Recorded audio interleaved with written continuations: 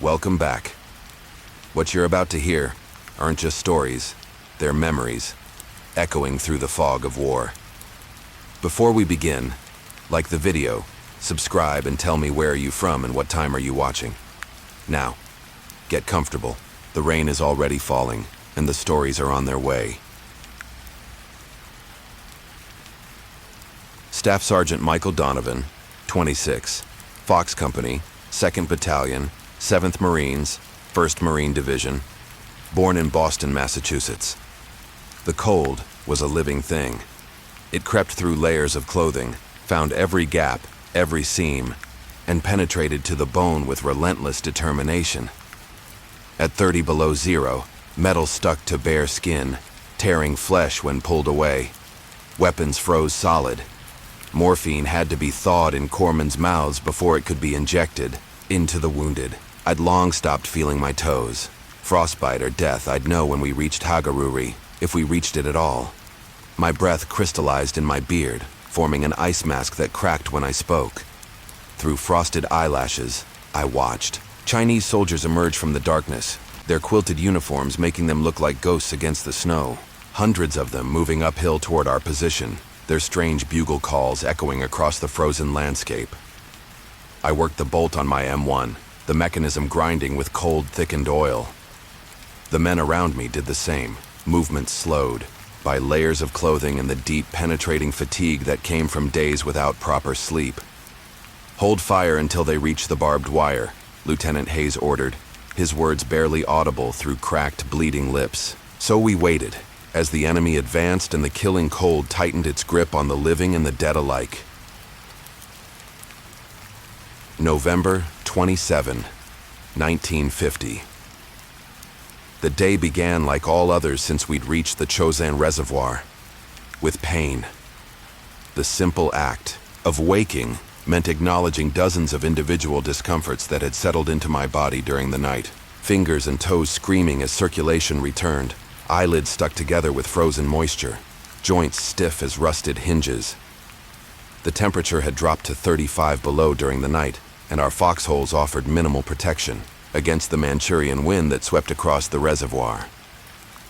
"Rise and shine, ladies," Staff Sergeant Carmichael called out, moving along our line of positions. Chinese sent an invitation to breakfast. Would be rude to sleep through it. Dark humor was our only defense against the reality of our situation. The 1st Marine Division was spread thin along a mountainous road stretching from Udamni to Hagaruri, surrounded by 8 Chinese divisions that had appeared seemingly from nowhere. Division headquarters had a plan to consolidate forces and break out southward, but for now, we held our ground and waited for orders. I choked down a frozen sea ration, not bothering to attempt heating it. Our small fuel tablets were more precious than gold, saved for melting snow for water or thawing weapons that had seized up during the night. The food tasted like sweetened cardboard, but it was calories, and calories meant heat, however minimal. Lieutenant Hayes gathered the squad leaders as dawn broke. The light revealed our position for what it was, a series of hastily dug foxholes and machine gun emplacements on a hill overlooking the main supply route. 3 days earlier, this had been a quiet sector.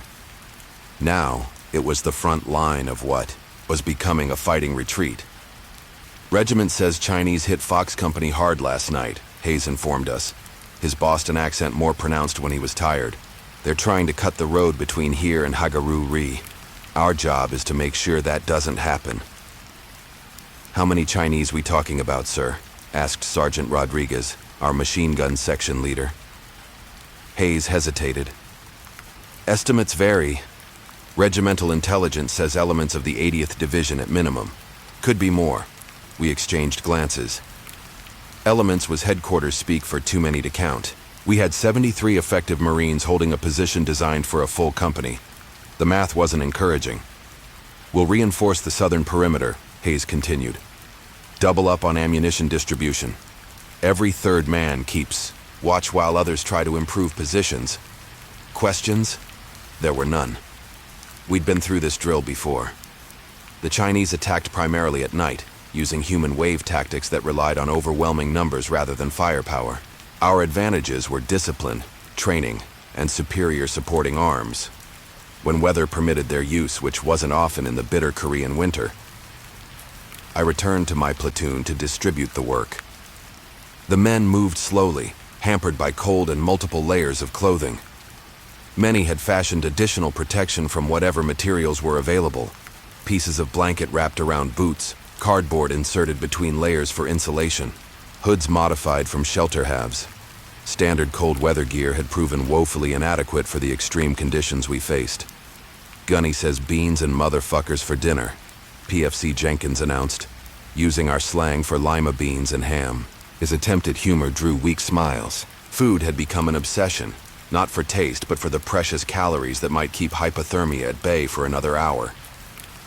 Throughout the day, we improved our positions, deepening foxholes where possible in the frozen ground, and reinforcing them with whatever materials we could scavenge. The labor generated precious body heat, and I encouraged the men to keep moving when not on watch. Digging in this ground is like trying to carve granite with a spoon, complained Corporal Williams, a replacement who'd joined us just before the Chinese offensive.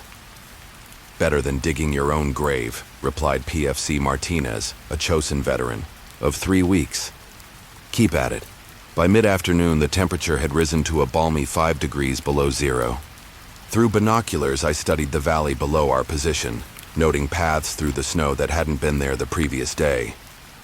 The Chinese were masters of camouflage and movement discipline, but even they couldn't hide their tracks in fresh snow. They're probing our flanks, I reported to Lieutenant Hayes.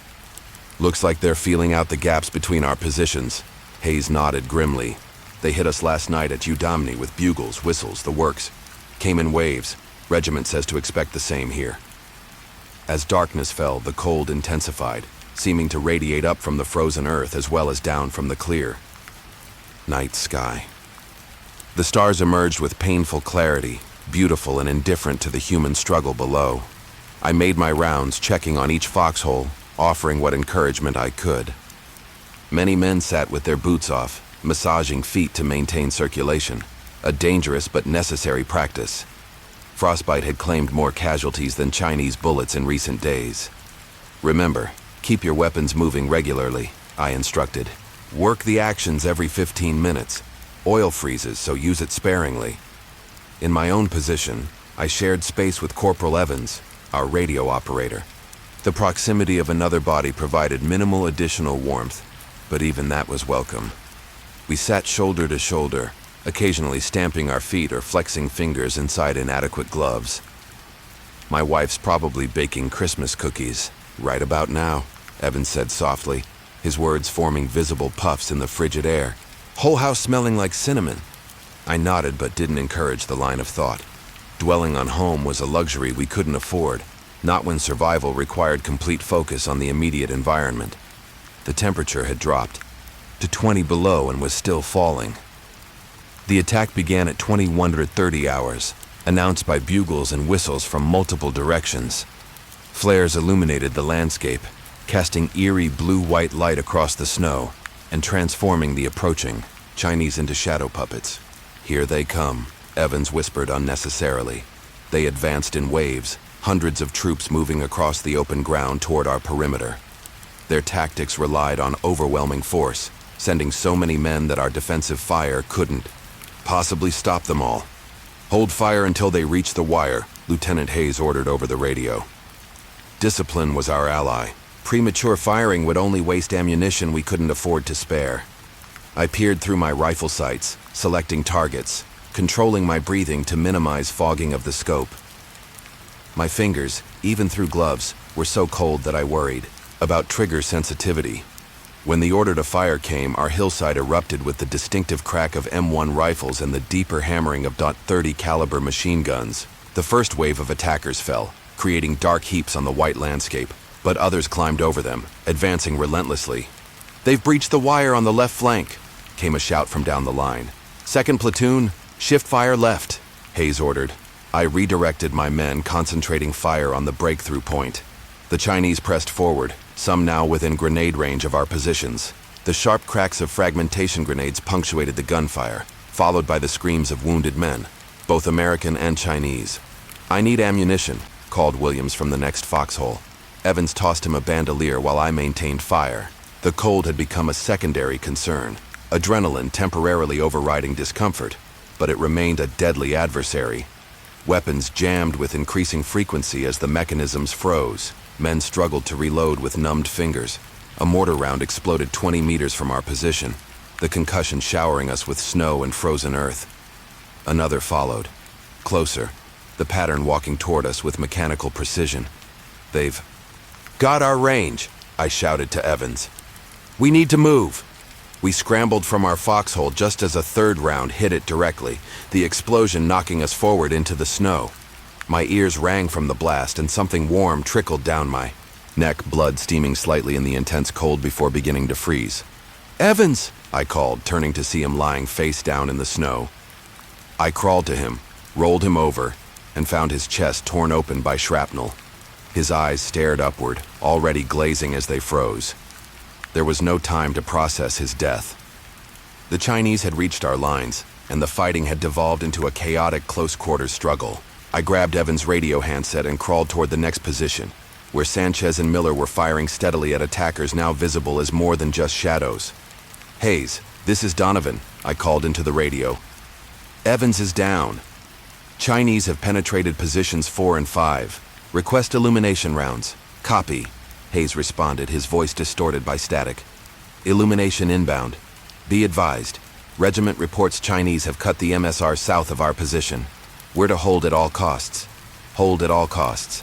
The phrase had a terminal finality to it, but I pushed the thought aside. "Roger that." Illumination rounds burst overhead, bathing the battlefield in harsh white light and revealing the full scope of our situation.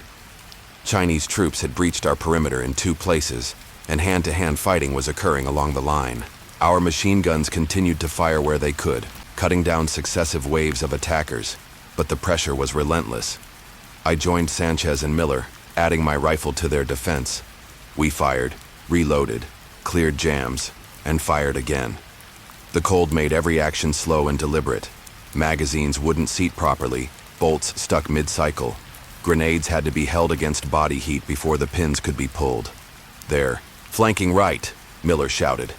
I turned to see a group of Chinese soldiers moving laterally across our position, seeking to encircle the remaining defenders. I shifted fire, dropping 2 of them, but there were too many. "Fall back to the secondary positions," I ordered. "Bring all the ammunition you can carry." We retreated in stages, 2 men covering while the third moved back. The Chinese pressed forward, but their advance was slowed by their own casualties and the difficult terrain.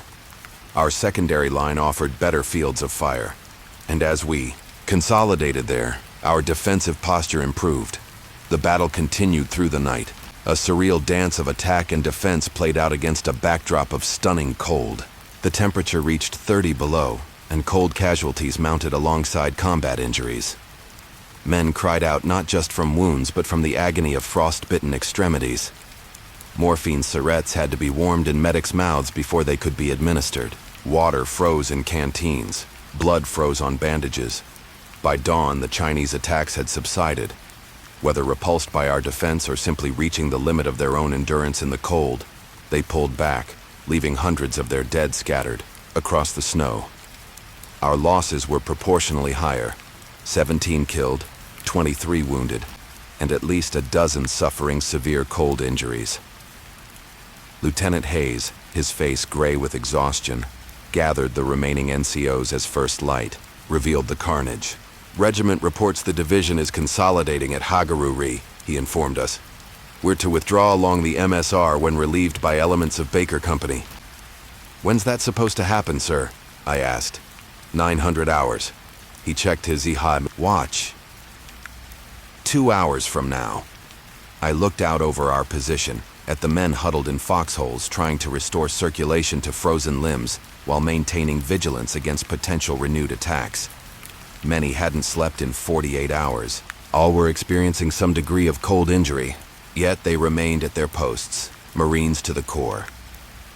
We held until relieved, then began the tortuous march toward Hagaru-ri, joining the column of troops, vehicles, and wounded that stretched along the frozen road. The Chinese harassed our flanks but couldn't break the disciplined retrograde movement.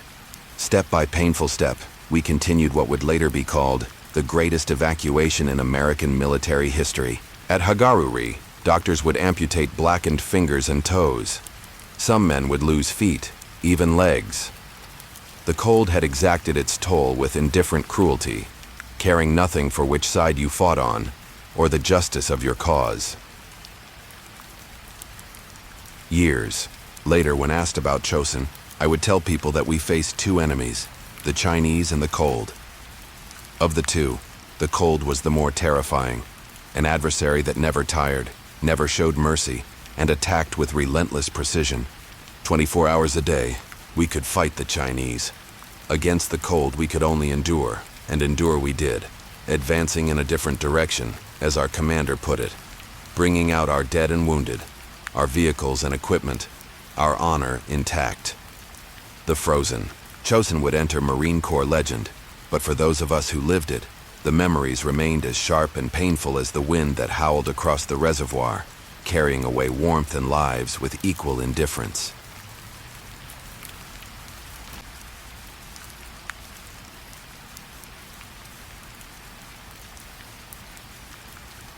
Sergeant Frank Mulligan, 24 years old. Fox Company, 2nd Battalion, 7th Marines, 1st Marine Division. Born in Boston, Massachusetts. The cold hit differently than anything I'd experienced before. Not just freezing, but actively hostile, as if the air itself was trying to kill us. My breath crystallized instantly, forming icicles in my beard that cracked when I moved my jaw. The thermometer had stopped working at 30 below, but we figured it was closer, to 40 now.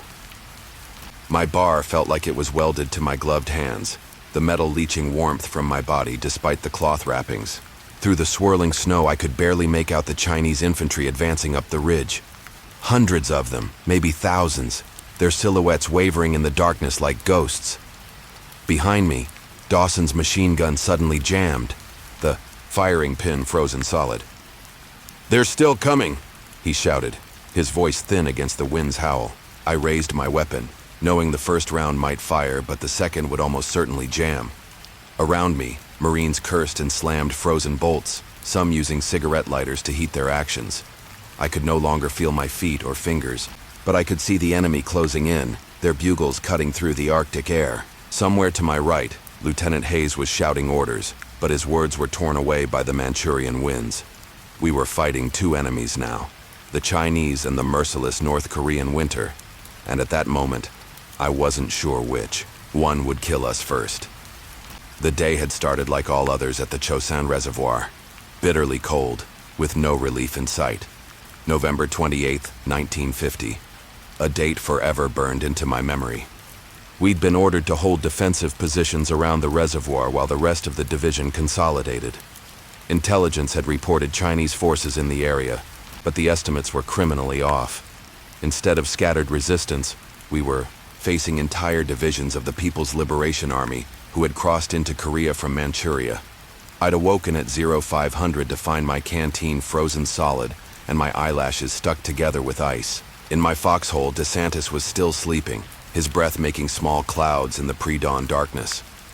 I nudged him awake as I checked my Browning automatic rifle, working the action repeatedly to ensure it wouldn't freeze shut. The lubricants we normally used congealed in this weather, so we'd resorted to using antifreeze when we could find it. "Jesus Christ, it's cold," DeSantis muttered, his Boston accent thickened by the chill. "My balls have retreated so far north they're practically in my throat." "Better check your rifle instead of your balls," I replied, watching him struggle with the frozen bolt of his M1. "Lieutenant says we're moving to higher ground today."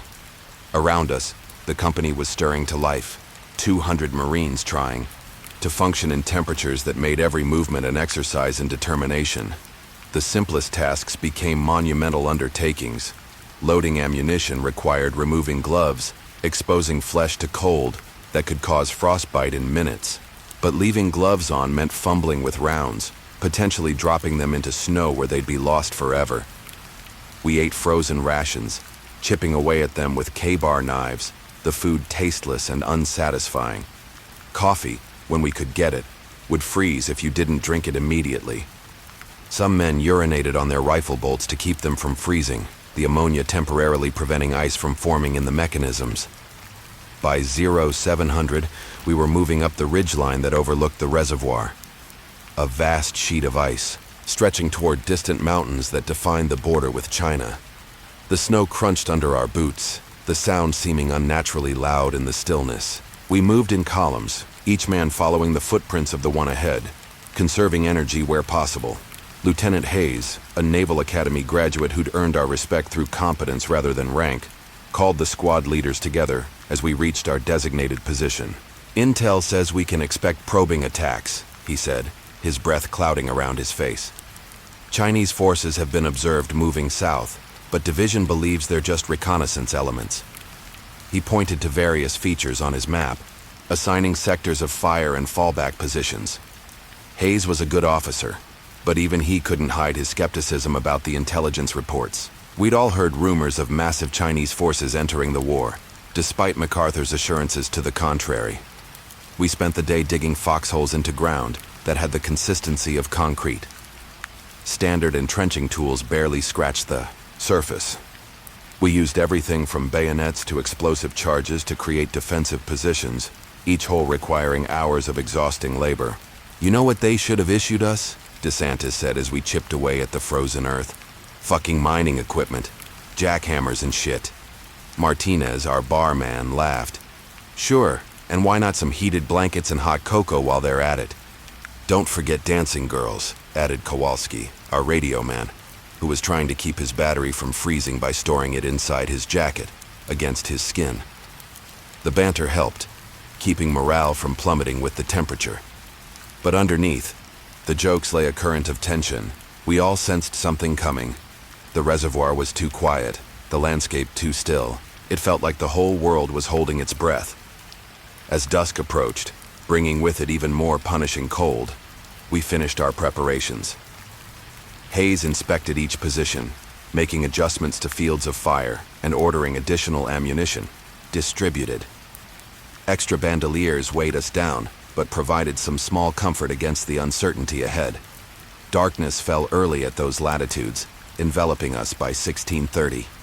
The stars emerged with startling clarity in the sub-zero air, providing just enough light to see basic outlines and movements. The moon, nearly full, cast blue-white illumination across the snow, creating a landscape of shadows and light that played tricks on tired eyes.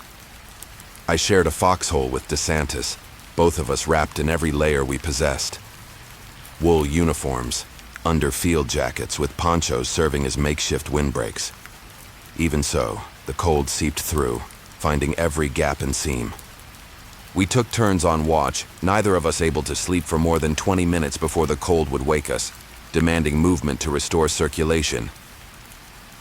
The first indication of the attack came not from sight or sound, but from vibration. A subtle trembling in the frozen ground beneath us, as if some enormous machinery was operating nearby. Then came the bugles, their thin, reedy notes carrying across the snow with unnerving clarity. "Stand to!" Hayes's voice carried along our line. "All positions, stand to!" I nudged DeSantis, who was already alert, his rifle at the ready. Around us, I could hear the sounds of Marines preparing for combat, the metallic clicks of weapons being checked, the rustle of equipment, the soft murmur of prayers or curses depending on individual preference. Through night vision scopes, our forward observers reported what we'd all feared: Chinese infantry, hundreds strong, advancing toward our positions. Not the small reconnaissance elements intelligence had predicted, but a major force designed to overrun our defenses. "Fox Company, prepare to engage," Hayes ordered over the radio net. "Hold fire until they reach the marker rocks." We waited, muscles tensed against both cold and anticipation. The Chinese advanced in waves, moving with surprising discipline across the open ground. They wore white uniforms that blended with the snow, making them difficult to track consistently, but they were there, drawing closer with each passing minute. When they reached the marker rocks, a series of outcroppings about 200 yards from our position, Hayes gave the order, "Commence firing." The ridge erupted with the cacophony, of combat. M1 Garands cracked sharply, their anblock clips ejecting with metallic pings. Bars delivered stuttering bursts. Machine guns added their deeper voices to the deadly chorus.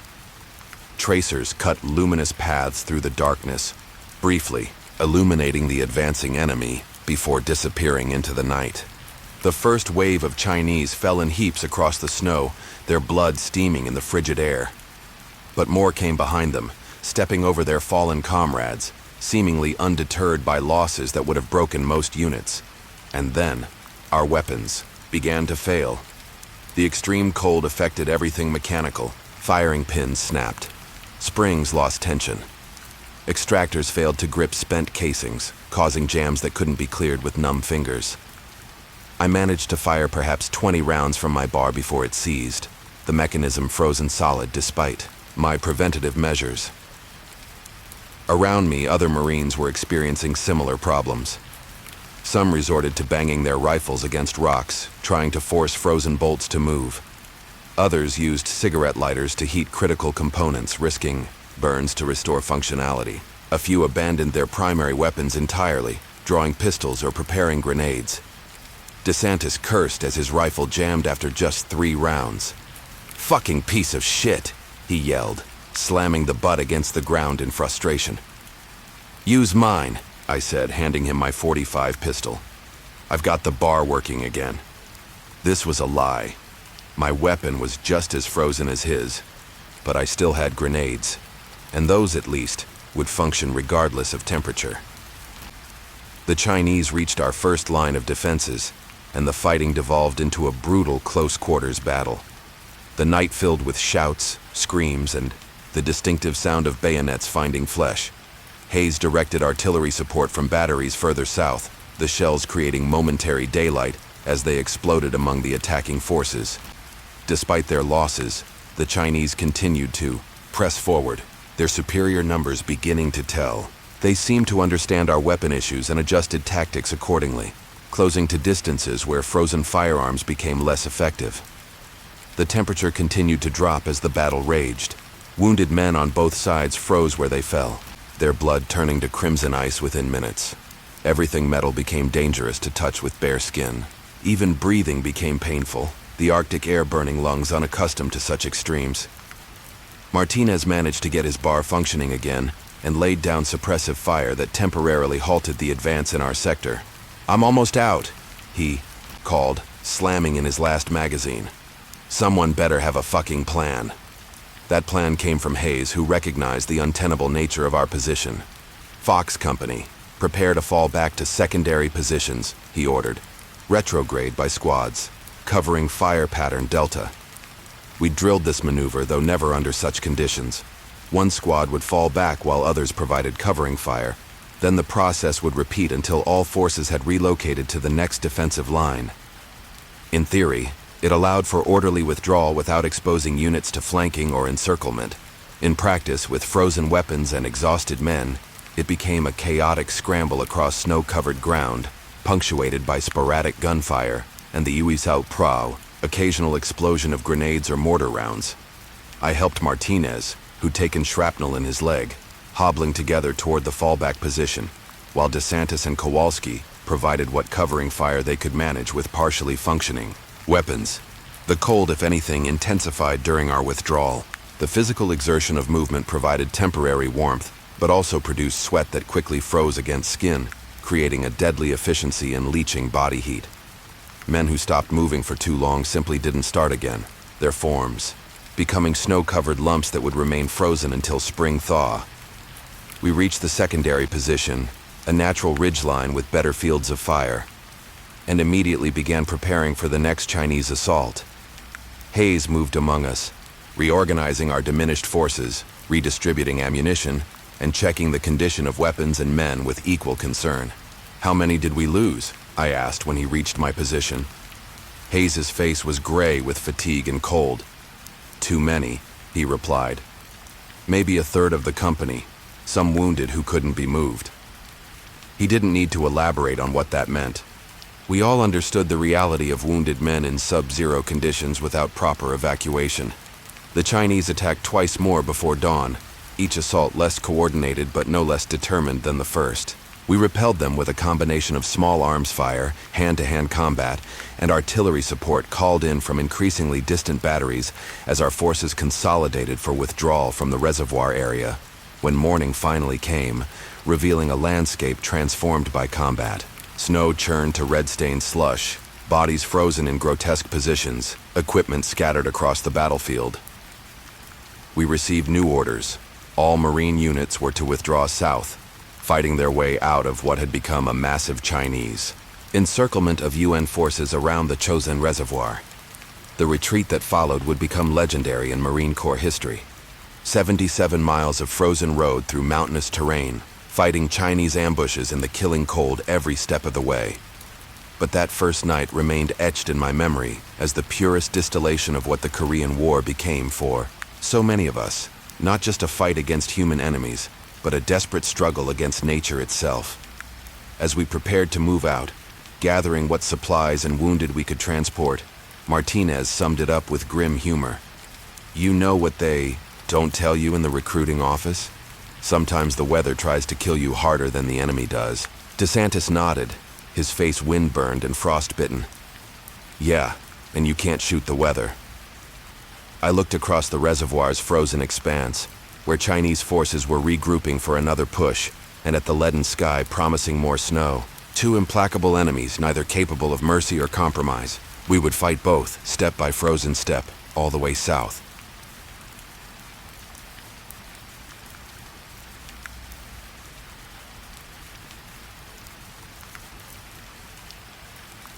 Sergeant William Bill Reeves, 24, 1st Marine Division, 2nd Battalion, 7th Marines, Fox Company, born in Butte, Montana.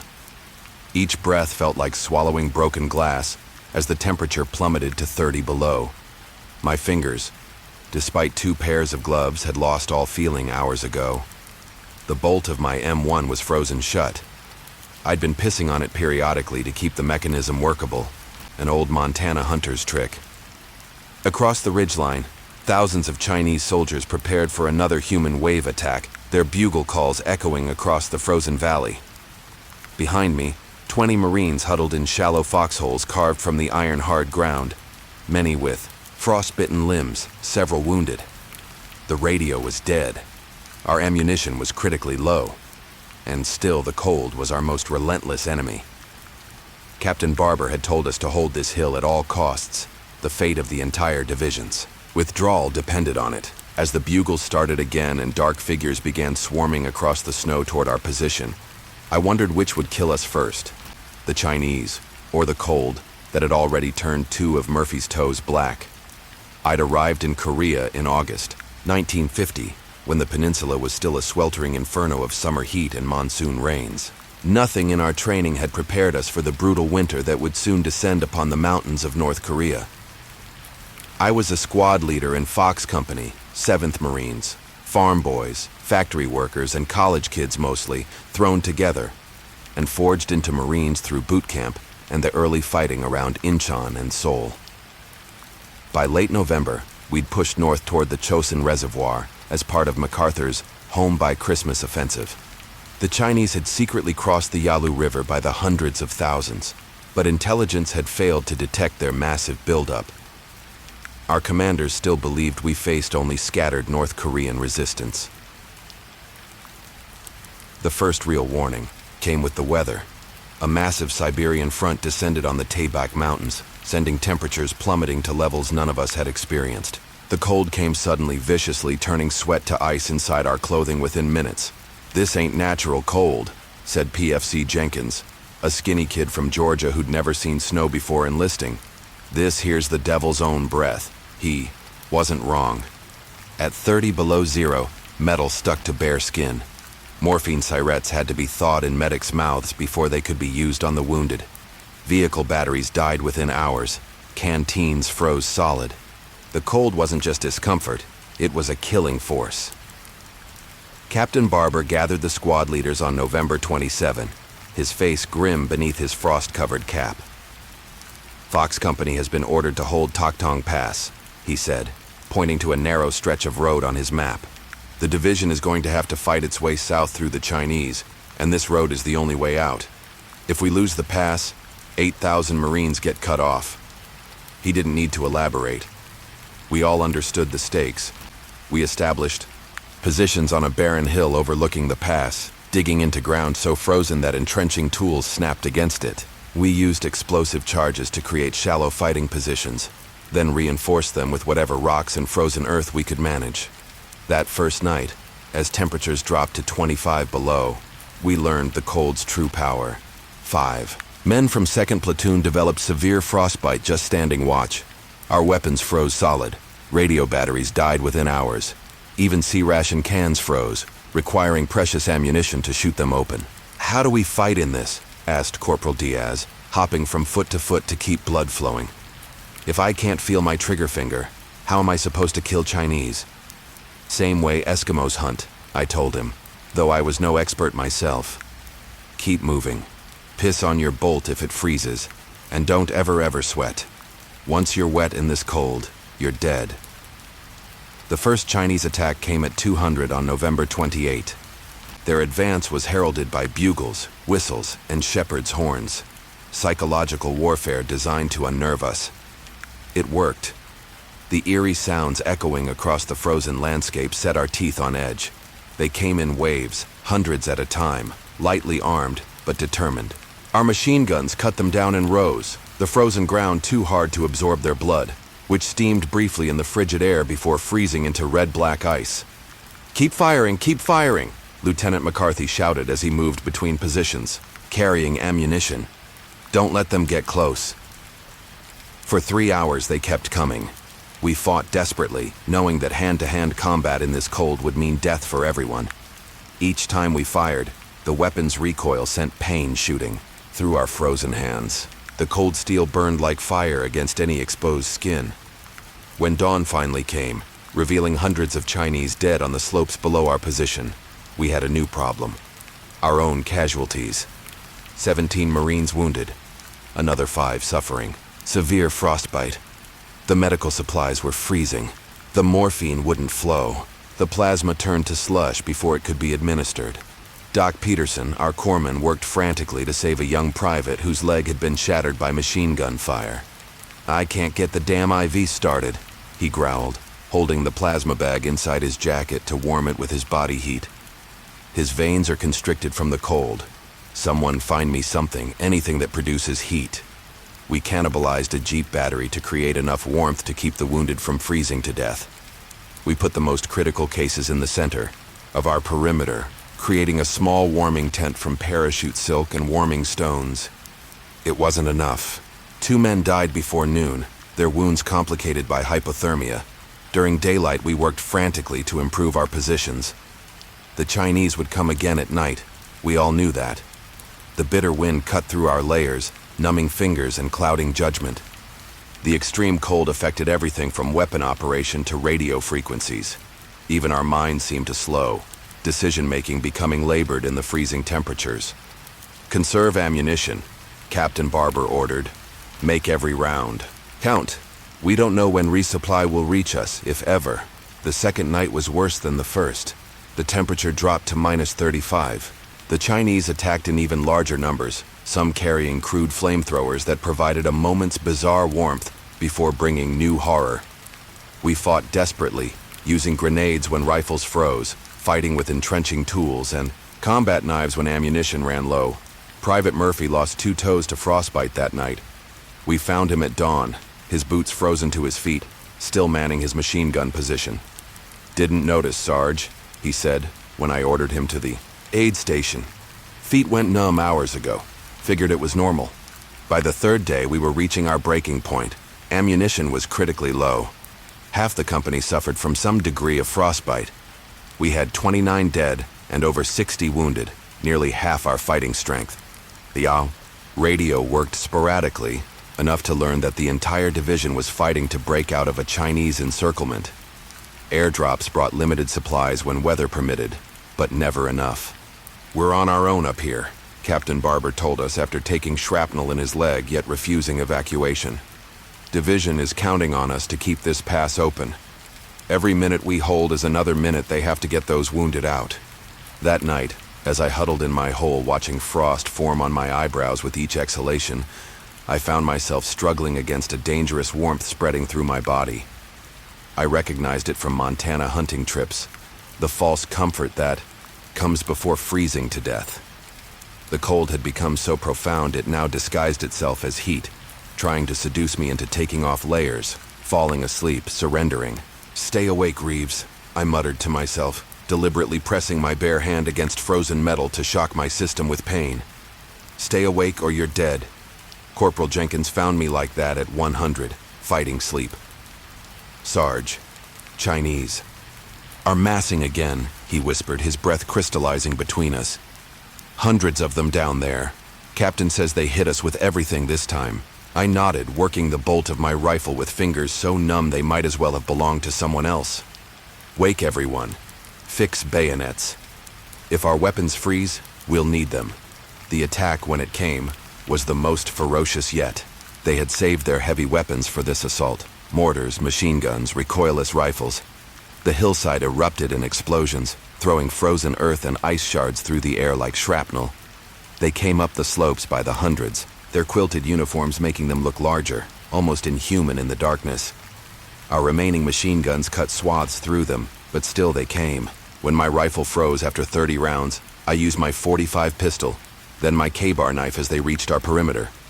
The fighting became primal. Men grappling in the darkness, breath fogging, blood freezing on contact with the air.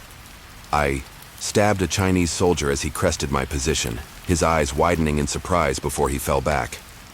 Another took his place immediately. I grabbed his rifle barrel, the frozen metal searing my bare palm, and redirected it as he fired.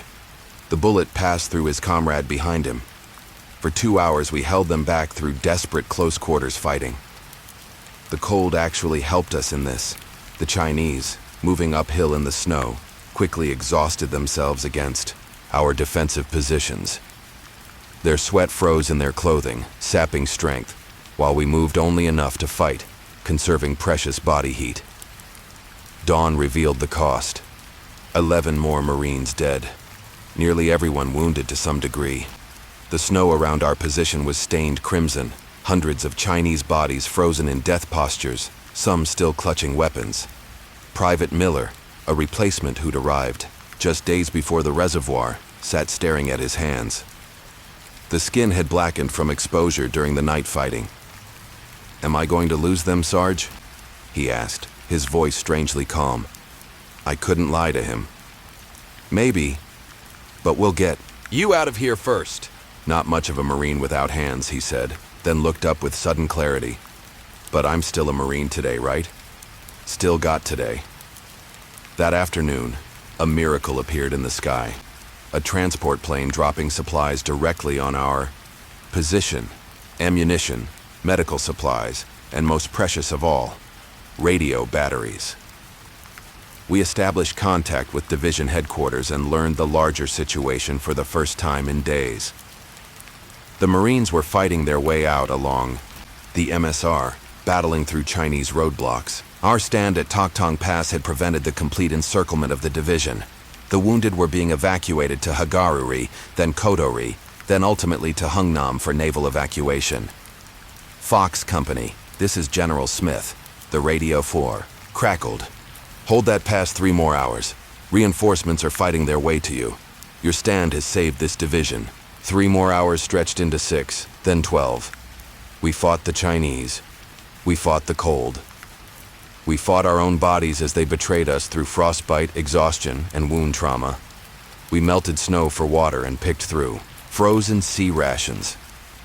We rotated men through the warming tent 10 minutes at a time to prevent freezing to death. On the 5th day, we heard the most beautiful sound imaginable: Marine artillery growing closer. Reinforcements from Udumni were fighting their way to us. By mid-afternoon, advance elements of Dog Company pushed through Chinese lines to reach our position. As they crested the hill, a gunnery sergeant surveyed our frozen, blood-stained perimeter with professional appreciation. "Jesus Christ," he said simply. "You boys look like hell warmed over, except nothing's warm up here. We evacuated our wounded first, Nearly 70 men carried on stretchers improvised from ponchos and frozen branches. The dead went next, their bodies rigid with cold, expressions frozen in their final moments. Captain Barber, despite his leg wound, oversaw the entire operation before finally allowing himself to be evacuated. As we prepared to abandon the position we'd held for 5 brutal days, I took a final look around. The frozen ridgeline was littered with shell casings, abandoned equipment, and bodies, both Chinese and Marine. The cold had preserved everything in a macabre tableau of modern warfare. Even the blood remained bright red, frozen in mid-flow where it had spilled. 2 Marines from the relief column approached me, their faces revealing their youth beneath frost-covered scarves. "How'd you survive this long, Sergeant?" one asked. "The cold, the Chinese, all of it?" I considered the question, flexing fingers that might never fully recover their feeling. "We had no choice," I replied finally. The cold was waiting for any man who stopped fighting. The Chinese were waiting for any unit that stopped defending, so we just kept going, 1 hour at a time. As we moved down the mountain to join the great fighting withdrawal that would become known as the Chosin Few's finest hour, I realized there was no victory here, just survival. We had fought nature and enemy to a bloody draw, paying in fingers, toes, ears, and lives for each hour we'd held. But those hours had saved thousands. In the brutal calculus of war, that was enough.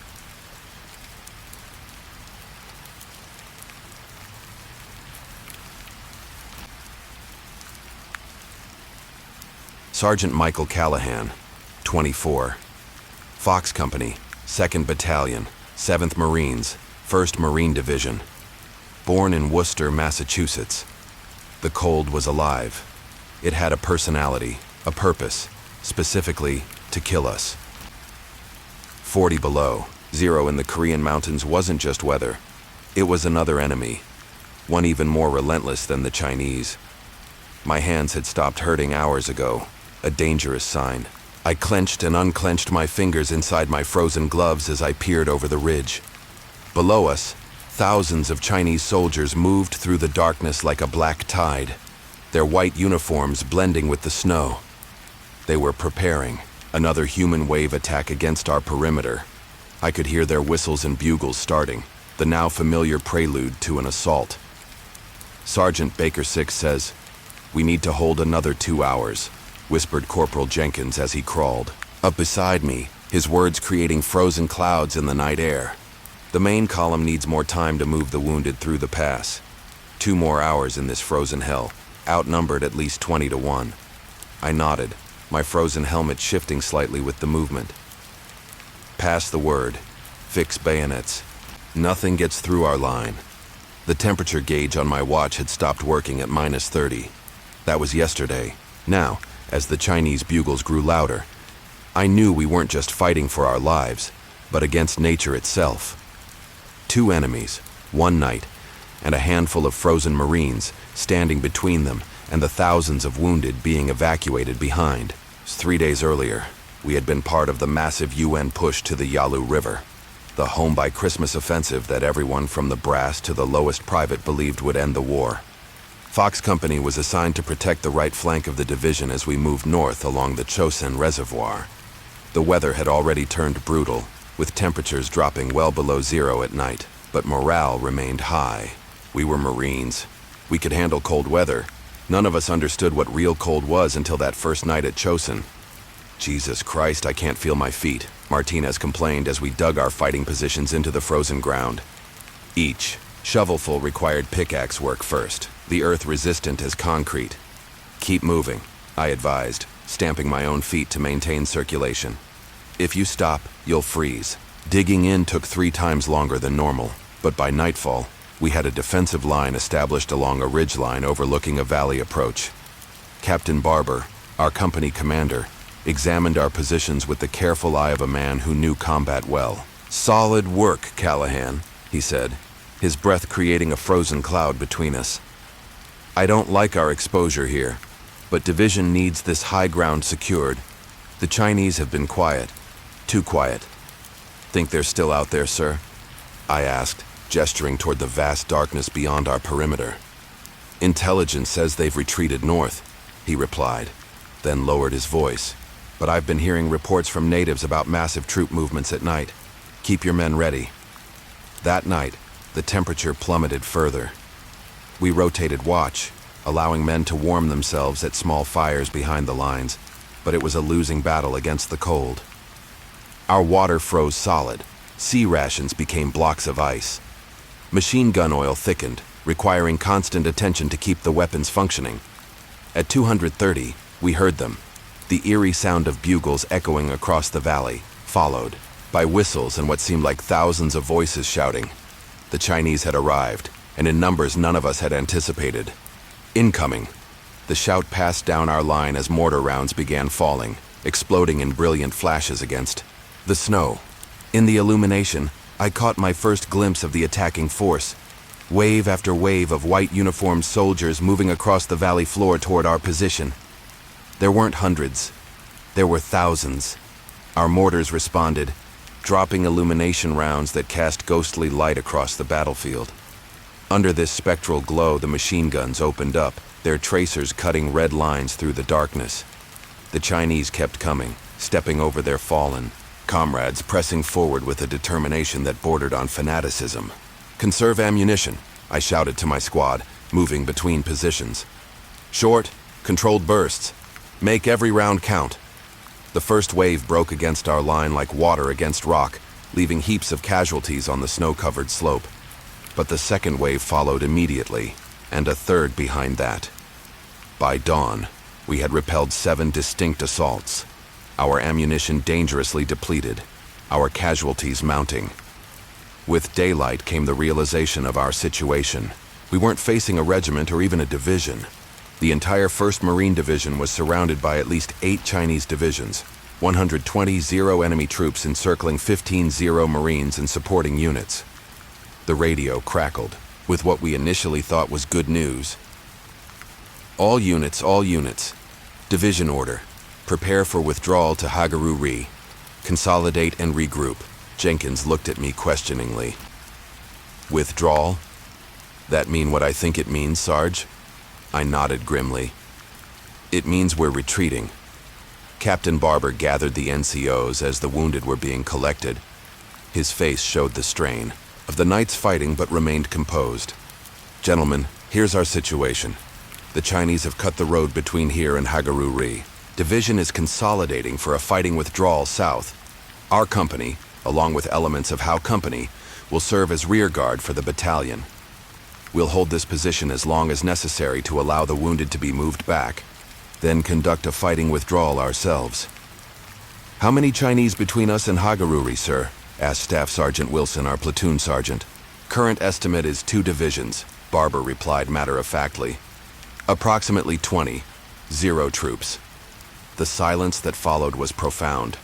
20,000 against our depleted company of perhaps 220 effective fighters.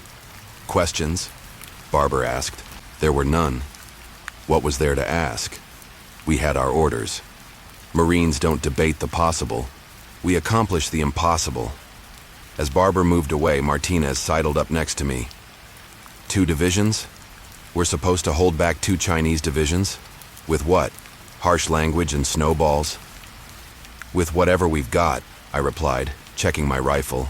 "Now help me distribute this ammunition. If we're going out, we're taking plenty of company with us." The day passed in a flurry of preparation. We improved our fighting positions, redistributed ammunition, and treated the wounded as best we could. The cold remained our constant companion, a merciless enemy that never tired, never retreated. Weapons froze, rations froze, men froze. I watched as a replacement private tried to remove his boots to check his feet, only to find them frozen to his skin. Our corpsman stopped him before he tore the flesh away with the leather. "You take those boots off, you'll never get them." "Back on," the corpsman warned. "And without boots, your feet will be black within hours." The cold didn't just threaten our extremities, it attacked our weapons. M1 rifles, usually the most reliable of firearms, became temperamental in the extreme conditions. The lubricating oil would freeze solid, locking up the action. We'd taken to carrying our machine gun ammo belts under our clothing, using body heat to keep them pliable. Mortar rounds had to be warmed before firing, or they'd fall short. As night approached again, I moved between my men's positions, checking their readiness, offering what encouragement I could. "Jenkins, how's that finger?" I asked, noticing him favoring his right hand. "Frostbite, I think, Sarge," he admitted reluctantly. "Can't feel it anymore." I examined it briefly. The tip was waxy white. Classic frostbite. "Keep it moving. Put it under your armpit when you can. You lose that trigger finger, and you'll be playing the piano one-handed when you get home." Jenkins managed a smile. "Never played the piano, Sarge." "Well, you definitely won't be starting now." Such gallows humor kept us functioning. Without it, the reality of our situation would have been paralyzing.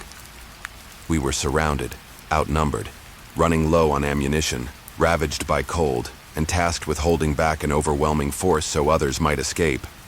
At 2100, the radio brought news. "Wounded convoy is moving now. Expect to reach your position in 1 hour. Prepare to cover their passage, then commence your own withdrawal." I shared this with my squad leaders.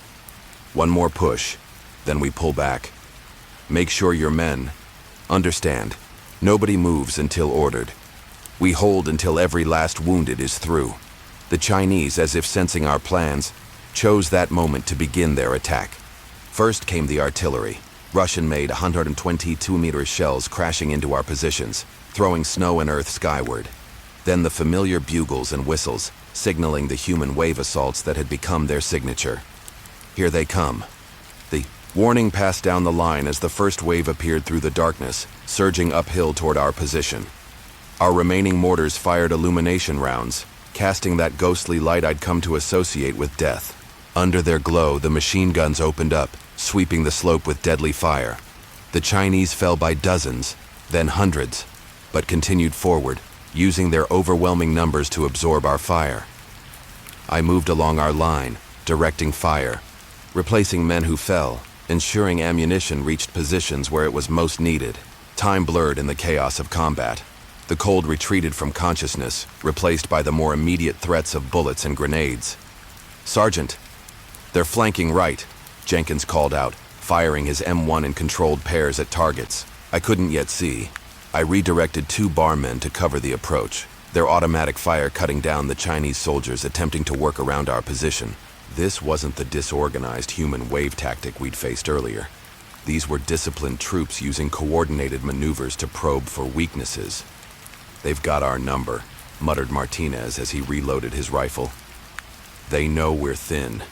He was right. The Chinese commanders had identified our reduced strength and were concentrating their forces against our weakest points. Only our elevated position and the deadly accuracy of Marine marksmanship were keeping them at bay. The attack intensified over the next hour, waves of Chinese infantry pressing closer to our lines with each assault. Hand grenades began landing among our positions, forcing us to either throw them back or take cover. In the frigid air, the explosions seemed muted, the shrapnel partly absorbed by the deep snow. Through the din of battle came the sound we'd been waiting for, the rumble of trucks. The wounded convoy was approaching from behind our lines, dozens of vehicles loaded with Marines too injured to walk. Our withdrawal route would soon be open, but we needed to hold the Chinese back long enough for the convoy to pass. "Concentrate. Fire. Nothing gets through," I shouted, firing my own rifle at the advancing enemy. The squad responded, pouring devastating fire down the slope. Chinese soldiers fell by scores, the snow turning crimson beneath them. Yet still they came. A grenade landed near Jenkins, partially buried in the snow. Without hesitation, he grabbed it and threw it back down the hill. The explosion caught. A group of Chinese in the open, dropping several. Jenkins grinned at me through the darkness, his face illuminated by muzzle flashes. "Basketball scholarship," he explained. "All-state point guard. Remind me to thank your coach if we survive this," I replied, squeezing off another round. The convoy reached our position as the Chinese launched their most determined assault yet. Captain Barber moved along the line, directing our defense, with the calm authority that had earned him the respect of every Marine in Fox Company. "Hold them here," he ordered. "Just 5 more minutes until the last vehicles pass." Those 5 minutes stretched into an eternity. The Chinese reached our forward positions, and the fighting devolved into desperate hand-to-hand combat. I fired my rifle until the magazine emptied, then used it as a club, smashing the stock into the face of a Chinese soldier who had breached our line. Around me, Marines fought with bayonets, entrenching tools, even bare hands. Last truck through. Came the call from behind us. Captain Barber's whistle sounded. 3 sharp blasts, our signal to begin withdrawal. "Fall back by squads," I ordered. "Second squad covering fire." We retreated in stages, leapfrogging backward while maintaining a steady volume of fire to keep the Chinese from overwhelming us. The cold, momentarily forgotten in the heat of battle, reasserted itself as we moved away from our fighting positions. Sweat froze instantly against my skin, my breath coming in painful gasps as we hurried through the snow. The withdrawal route took us down a narrow mountain road, barely visible under the snow, winding its way toward Hagaruri. Every few hundred yards we established temporary defensive positions, holding just long enough to allow the units ahead to move further back, then withdrawing again. By dawn, we had joined the main column, thousands of Marines moving south along what would become known as the frozen Chosin. The Chinese harassed our flanks but seemed reluctant to launch major attacks against our consolidated force. Perhaps they had suffered too many casualties in the night's fighting, or perhaps they thought the cold would finish what their bullets had started. They underestimated Marines. The column moved steadily, infantry protecting the flanks, our few, remaining tanks clearing obstacles placed by Chinese blocking forces. The wounded were carried on vehicles or improvised stretchers. No one was left behind, not the living, not the dead. The temperature remained brutally low. Men marched with icicles hanging from their eyebrows and nostrils. Canteens froze, solid. Those who fell asleep without moving risked never waking up. Yet we continued, putting one foot in front of the other mile after frozen mile. Jenkins trudged beside me, his frostbitten fingers now blackened but still clutching his rifle. "Think we'll make it, Sarge?" I looked at the endless column of Marines stretching ahead and behind us, bloodied but unbroken, moving with grim determination through a landscape that seemed designed to kill us. "What do you think?" I asked. He managed a smile through cracked lips. "I think the Chinese don't know who they're dealing with. Neither did the cold. Both would learn." Over the next 13 days, the 1st Marine Division fought its way south, through 8 Chinese divisions, bringing out their equipment, their wounded, and their dead. It wasn't a retreat, it was an attack in another direction. When we finally reached the port of Hungnam, we had suffered over 40 casualties, but the Chinese had lost an estimated 30. Years later, military historians would call the breakout from Chosin one of the most successful tactical withdrawals in military history. We just called it surviving. Against the Chinese, against the cold, against impossible odds. That's what Marines do.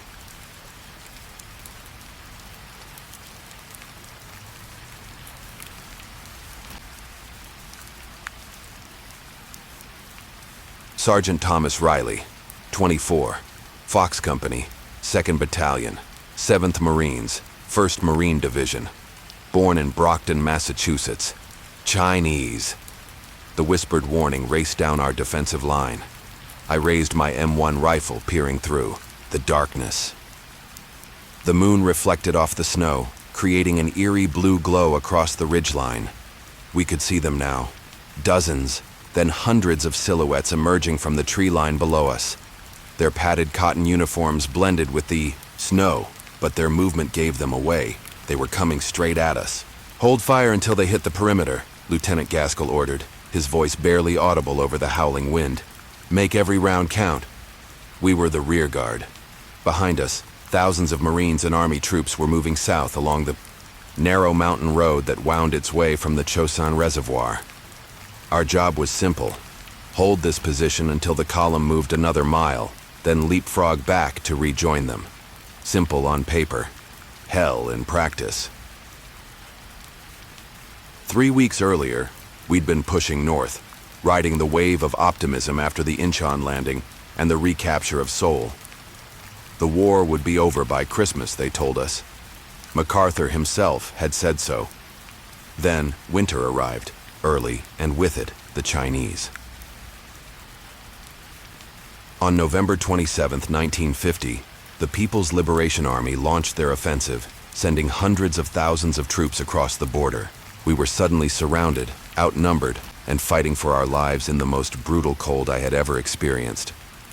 Now, as part of the 1st Marine Division, we were fighting our way south, conducting what the brass called an attack in another direction, but what everyone else recognized as a fighting retreat, and my unit drew the short straw as rear guard. The morning of December 6th began with artillery fire. Chinese 76mm mountain guns lobbed shells into our position while we huddled in hastily dug foxholes. The frozen ground had made digging nearly impossible. It was like trying to chip through concrete with a spoon.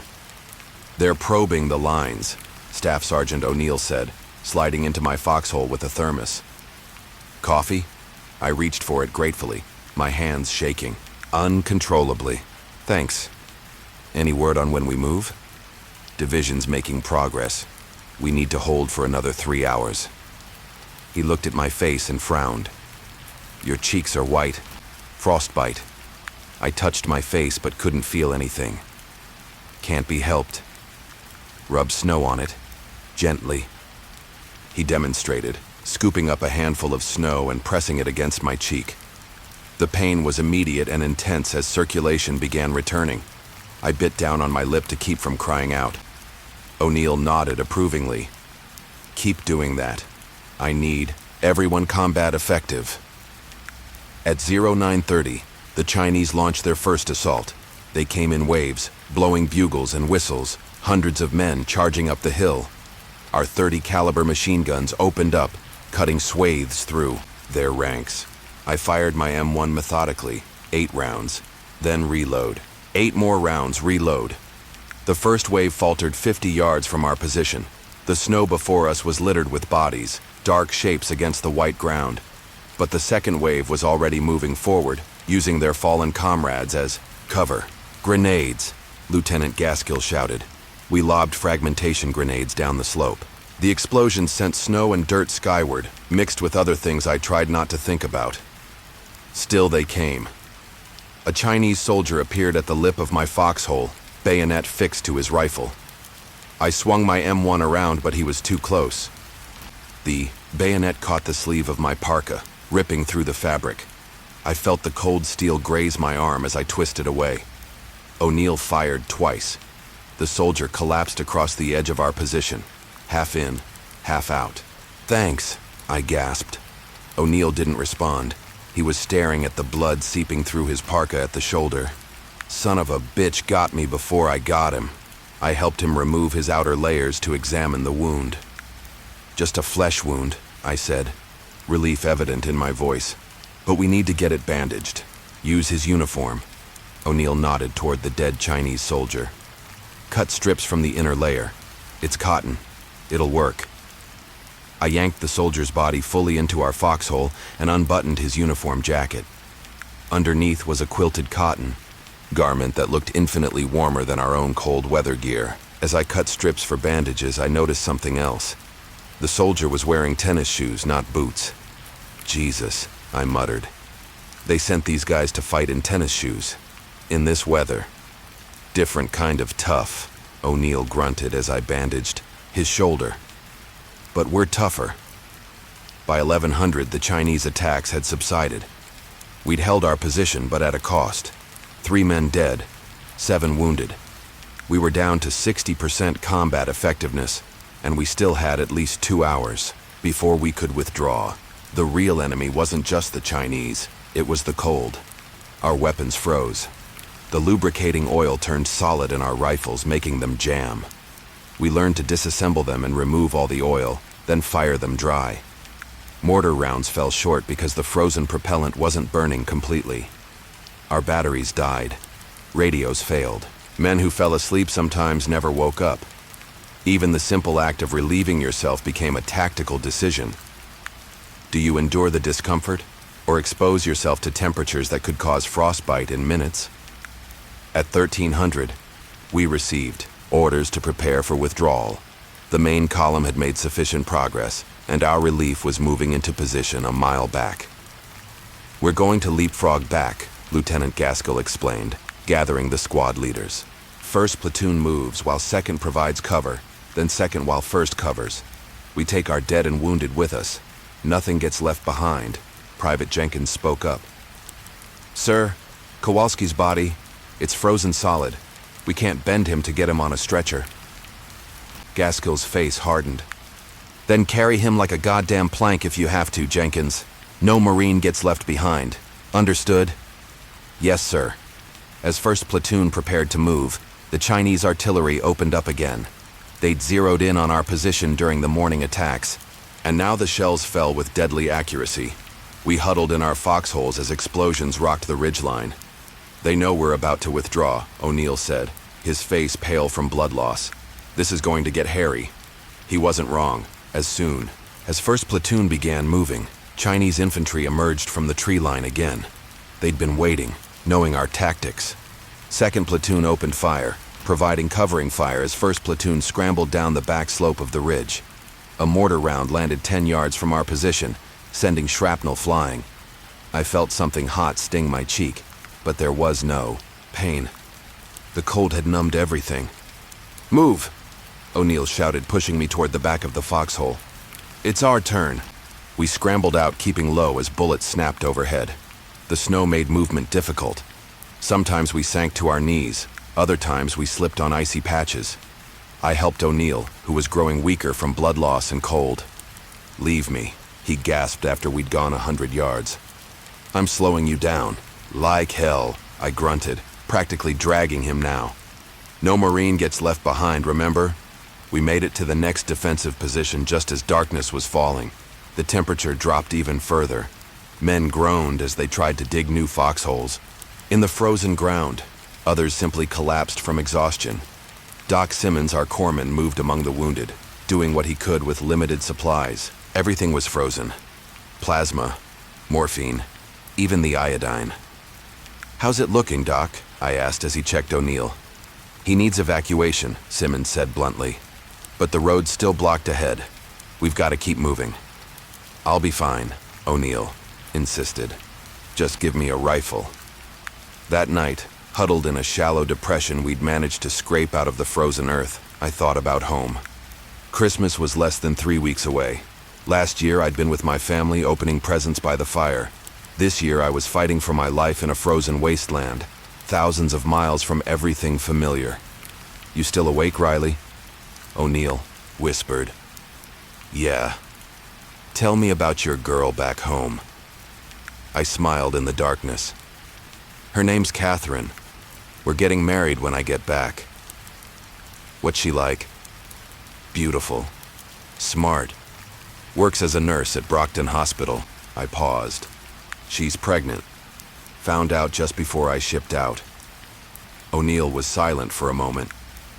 Boy or girl? Don't know yet. Hope it's a boy, but Catherine wants a girl. You'll find out soon enough, he said confidently. This won't last. Forever. No, I agreed, trying to believe it. It won't. Dawn brought more artillery and another Chinese assault. They hit us just as we were preparing to move again. This time they came from multiple directions. Our perimeter was collapsing. Fall. Back to position, Charlie, Lieutenant Gaskell shouted over the din. Move, move, move! We grabbed what we could and ran, helping the wounded as best we could. I lost sight of O'Neill in the confusion. The air was filled with the crack of rifles, the stutter of machine guns, and the screams of the wounded. I found myself alongside Jenkins, who was struggling to carry Kowalski's frozen body. Leave him, I shouted, ducking as a bullet whizzed past. We'll come back. No Marine gets left behind, Jenkins grunted, staggering under the weight. A mortar round exploded nearby, sending us both flying. I landed hard, the breath knocked from my lungs. My ears rang, and for a moment everything went silent. I could see men running, mouths open in shouts I couldn't hear. Slowly, sound returned, first as a high-pitched whine, then the full cacophony of battle. I looked for Jenkins but couldn't see him.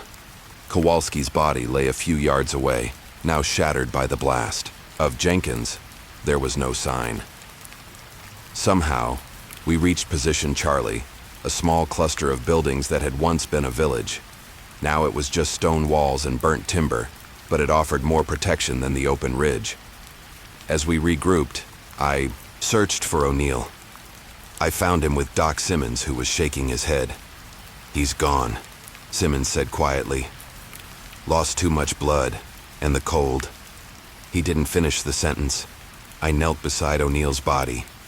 His eyes were closed, and there was a peaceful expression on his face, as if he'd simply fallen asleep. I wanted to cry, but the tears froze before they could fall. "There's a convoy coming up the road," Lieutenant Gaskell announced. "We're being pulled back to Hagaruri. Divisions consolidating for the final push to Hungnam." The convoy was a lifeline. Trucks, jeeps, and even a tank. We loaded our wounded and dead, then climbed aboard ourselves.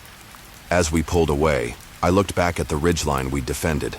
The Chinese were already occupying it, small dark figures against the snow. The journey to Hagaruri was a blur of cold, exhaustion, and grief. Men dozed off despite the bouncing of the trucks, only to be jolted awake when we hit particularly rough patches. Others stared blankly, thousand-yard stares that looked through you rather than at you. At Hagaruri, we joined the main body of the division. The perimeter was well established, with artillery and air support. For the first time in days, I felt a sliver of hope. That night, in a tent heated by a small stove, I wrote a letter to Catherine. I told her about the beautiful mountains of Korea, covered in pristine snow. I told her about the brave men I served with. I did not tell her about the cold that ate into your bones. I did not tell her about O'Neill's peaceful face in death. I did not tell her about Jenkins, who disappeared trying to carry his friend's body. Instead, I promised to be home for the birth of our child. I promised to be a good father and husband. I promised that this war, like all wars, would end. 3 days later, we began the final push to Hungnam. The Chinese harried us every step of the way, but their attacks lacked the coordination and force of earlier engagements. They were suffering from the cold as much as we were. On December 11th, we reached Hungnam. Ships waited in the harbor to evacuate us. As I walked up the gangplank of the transport ship, I looked back at the Korean shore. Snow was falling again, covering the battlefield in a clean white blanket that hid all the horror beneath. The cold had been our enemy as much as the Chinese. It had killed without discrimination, freezing American, Korean, and Chinese alike. But we had survived, bloodied, frostbitten, and forever changed, but alive. As the ship pulled away from shore, I thought of O'Neill's words. "This won't last, forever." He was right. The Chosin Reservoir was behind us now. Ahead lay the sea, and beyond that, home.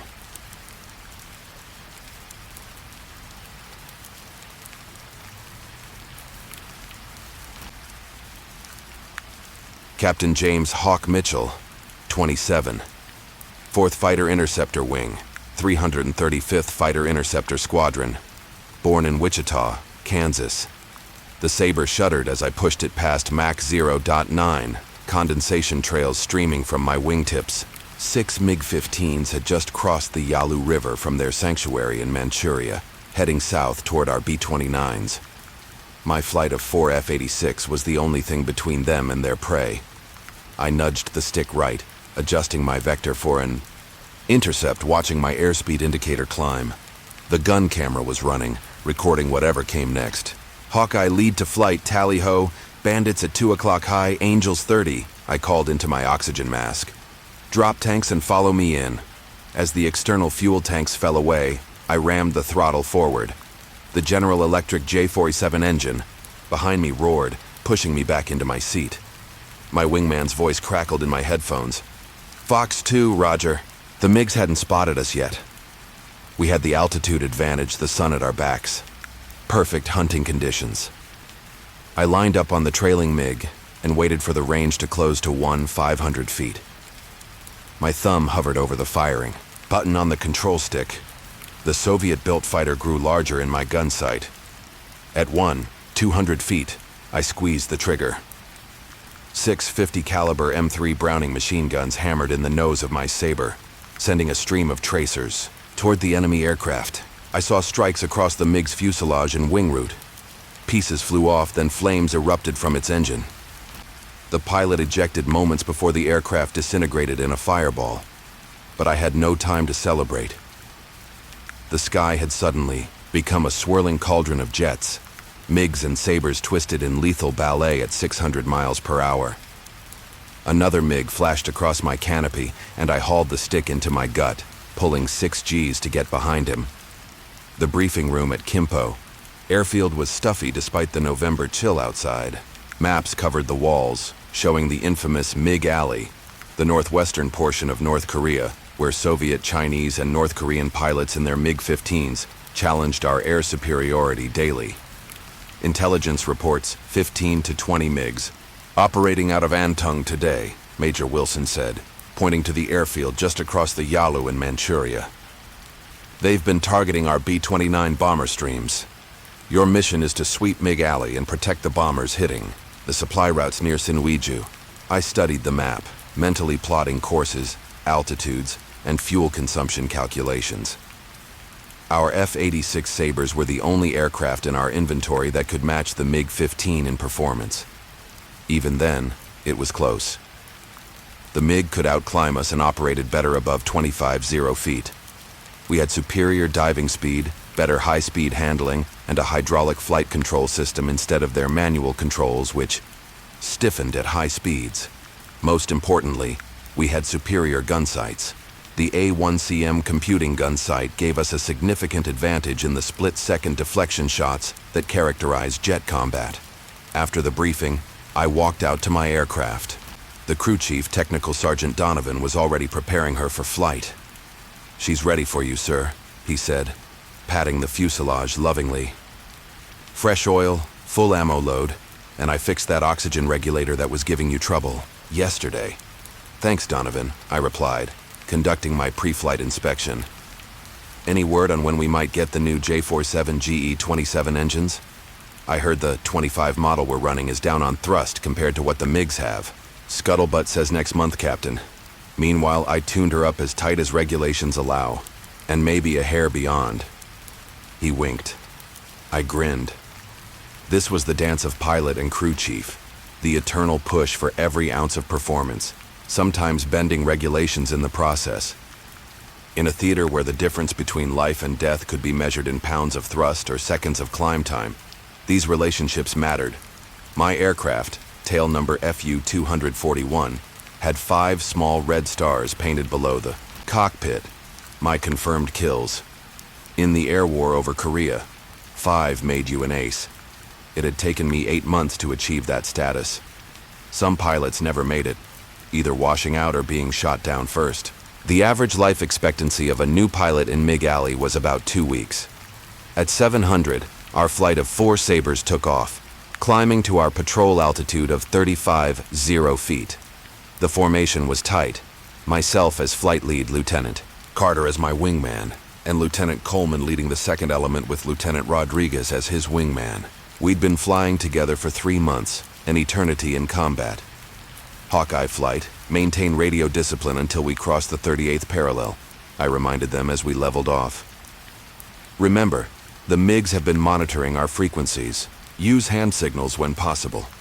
The sky was crystalline blue, visibility unlimited.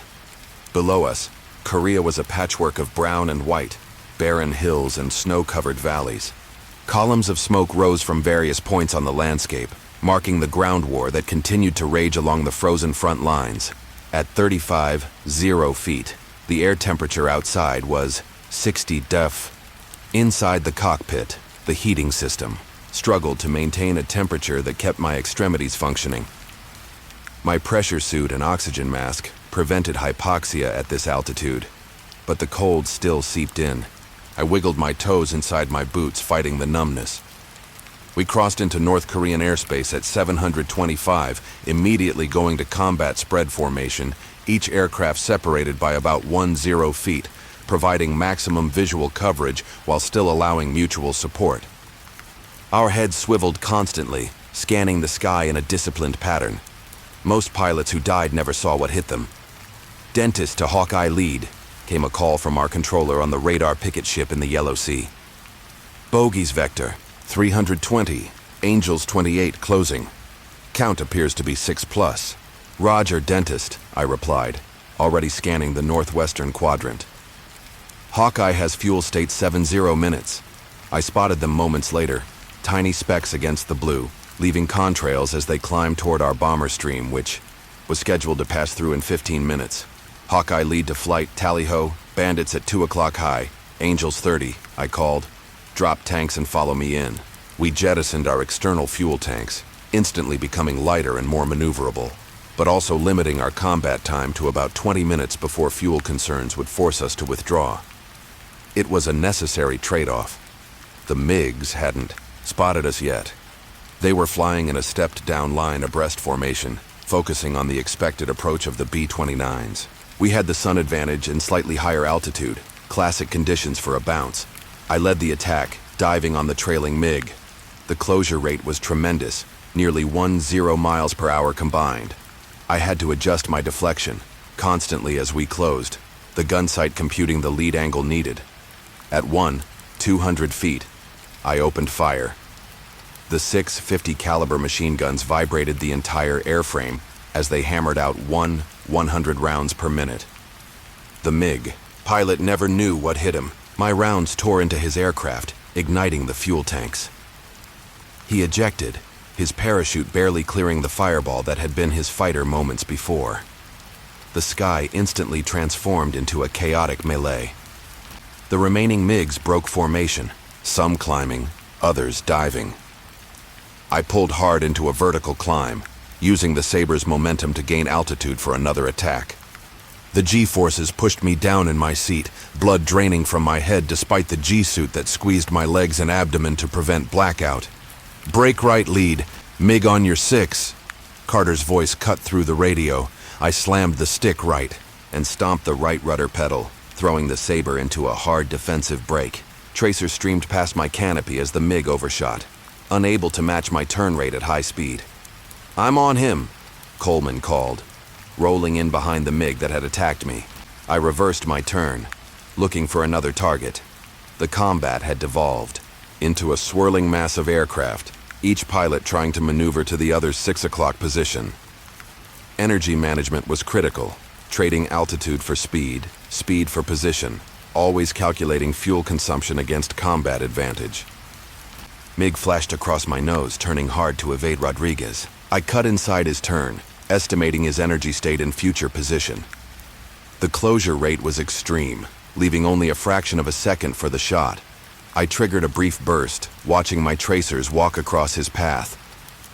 The MiG flew directly into my fire, the rounds striking the cockpit area. The aircraft continued flying for several seconds before rolling inverted and diving toward the ground, the pilot presumably incapacitated or killed. "Splash 1 MiG, I reported calmly, already searching for my next target. "Fox 2, Splash 1, Carter added. My wingman had scored. "Hawkeye flight, fuel check," I ordered, glancing at my own gauge showing just under half tanks. "Fox 2, 35 minutes. Fox 3, 30 minutes. Fox 4, 32 minutes. We had time for one more engagement before we needed to withdraw. The remaining MiGs were retreating toward the Yalu River, their sanctuary in Manchuria, that we were forbidden to cross. Pursuing too close to the border was dangerous. MiGs often used this tactic to lure Sabres into ambushes where dozens of aircraft would be waiting on the other side. "Hawkeye lead, bandits inbound from north, Angels 35, dentist warned. "Count is multiple, estimate 12+. A new group of MiGs was arriving, likely Chinese or Soviet pilots rather than North Korean. The quality of opposition varied dramatically depending on nationality. North Korean pilots were generally less experienced, while the Soviet pilots, whom we weren't officially fighting according to both governments, were top-notch, many being veterans of World War II. "Hawkeye flight, extend southwest, altitude 38, I ordered. We needed altitude advantage for the upcoming engagement. As we climbed, I watched the new formation of MiGs. Their flying was disciplined, maintaining tight spacing and mutual support. Definitely Soviet or Chinese elite units. These guys are good, Coleman observed. Look at that formation discipline. Hawkeye flight. We'll make one pass, then egress, I decided. Fuel state doesn't support extended engagement against superior numbers. We set up for a diving attack from the sun side, using our altitude advantage. The MiGs spotted us this time, breaking formation before we could. Close to firing range, they were splitting our formation, trying to isolate individual sabers for concentrated attacks. Maintain element integrity, I instructed. Don't get separated. A MiG pulled up in front of me, attempting a vertical scissors maneuver. It was a classic ploy, using the MiG's superior climb rate to force an overshoot.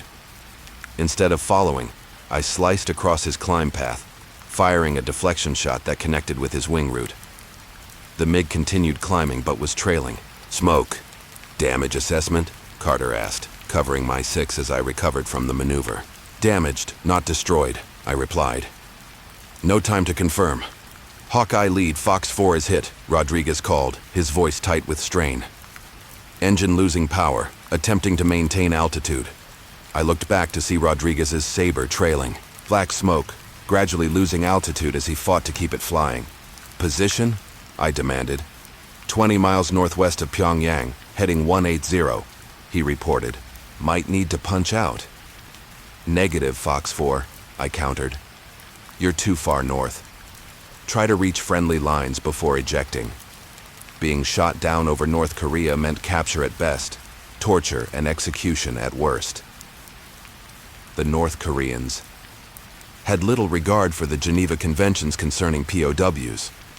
Fox 3 will escort 4 home, I decided. Fox 2 and I will cover your withdrawal, Coleman acknowledged, and moved into position beside Rodriguez's struggling aircraft. I watched as they turned south, descending gradually as Rodriguez nursed his damaged engine.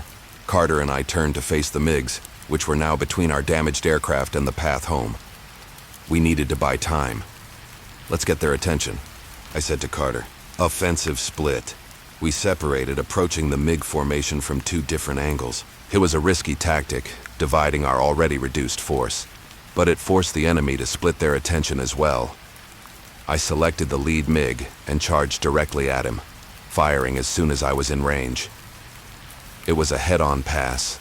The closure rate, over 10 EMP, giving only a split second to aim and fire. My rounds missed but achieved the desired effect. The MiG formation broke apart, focusing on Carter and me rather than pursuing our damaged comrade. What followed was 10 minutes of the most intense aerial combat I'd experienced in Korea. Carter and I were outnumbered at least 5 to 1, using every trick in the book to survive. We couldn't outrun them. The MiGs were faster at altitude, so we had to outfly them, using the Sabre's superior roll rate and high-speed handling. Doriti. Key was energy management. Every turn bled speed, which was life in a dogfight. I kept track of my airspeed, altitude, and position relative to the border, calculating constantly. When a MiG got behind me, I'd dive to pick up speed, then pull up into a high G climb that the MiG pilot couldn't match without his controls stiffening. As he overshot, I'd roll and drop behind him. Carter scored another kill using this technique, his guns catching a MiG as it struggled with control stiffness at high speed. The aircraft rolled inverted and plunged earthward, the pilot ejecting. Moments later, our fuel was critically low when Dentist's voice came through. Hawkeye 3 and 4 have crossed friendly lines. Fox 4 is preparing for controlled bailout near Kimpo. Roger that, I responded, relief in my voice. Fox 2, let's go home. We disengaged, diving southwest and accelerating to maximum speed. 2 MiGs pursued briefly, but broke off as we approached the 38th parallel, where our ground-based anti-aircraft batteries could provide cover. The return to Kimpo was tense. Both our aircraft were damaged. Mine had taken hits to the left wing, and Carter's canopy had been cracked by a round that narrowly missed his head. Our fuel gauges showed less than 20 minutes remaining, requiring precise navigation and energy conservation. We landed at 910, both aircraft running on fumes. As I taxied to the hard stand, I saw Rodriguez being helped into an ambulance. He'd managed to nurse his crippled Sabre to within gliding distance of Kimpo before ejecting at low altitude. The aircraft was a total loss, but he was alive with only minor injuries. Technical Sergeant Donovan was waiting as I shut down the engine and popped the canopy. "Rough one, sir?" he asked, eyeing the bullet holes in my wing. "You could say that," I replied, climbing down. My flight suit was soaked with sweat despite the cold. "How bad is it?" Donovan examined the damage. "Left aileron control cable is frayed but intact. Fuel cell 3 is punctured but empty anyway. She'll fly tomorrow if we work through the night." "Make it happen," I said. "And Donovan?" "Give her 6 stars now," he grinned. "Already got the paint ready, Captain." In the debriefing room, intelligence officers recorded every detail of our engagement. Aircraft types, enemy tactics, weapons effectiveness. The data would be analyzed to improve our own tactics and technology. This was the hidden side of air combat, the constant evolution of methods based on hard-won experience. Our flight had scored 4 confirmed kills against 5 probable, with 1 aircraft lost, but the pilot recovered. It was considered a successful mission. The bomber stream had hit its targets unmolested while we kept the MiGs occupied. That evening, as the ground crews worked to repair our aircraft, I sat alone in the officers' club, nursing a scotch. The faces of the men who didn't return haunted me, not just from today, but from all the missions since I'd arrived in Korea. 27 pilots from our wing alone in the past year. Lieutenant Coleman joined me, sliding into the chair across the table. "Rodriguez will be flying again in a week," he said. "Sprained shoulder from the ejection, that's all." I nodded, relief washing over me. "Good. We need every experienced pilot we can get." "Word is we're getting 6 replacement pilots tomorrow," Coleman added. "Fresh out of training. Want to help check them out?" "Yeah," I said, thinking of the steep learning curve ahead of them. "We'll take them up, show them the ropes before they face the MiGs." The war in the air was different from the ground. War, more personal in some ways, more detached in others.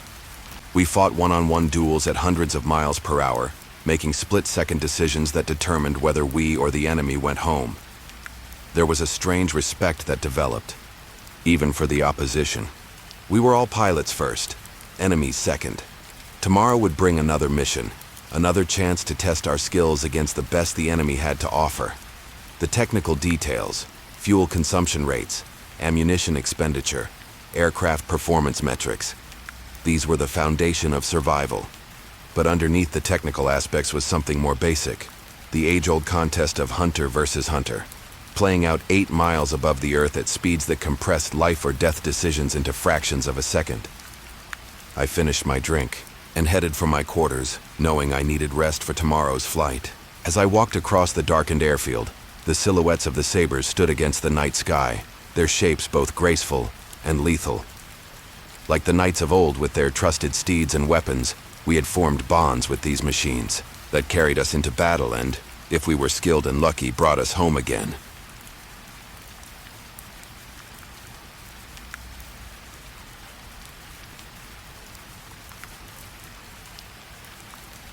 Sergeant James Cooper, 24, Charlie Company, 23rd Infantry Regiment, 2nd Infantry Division, born in Missoula, Montana.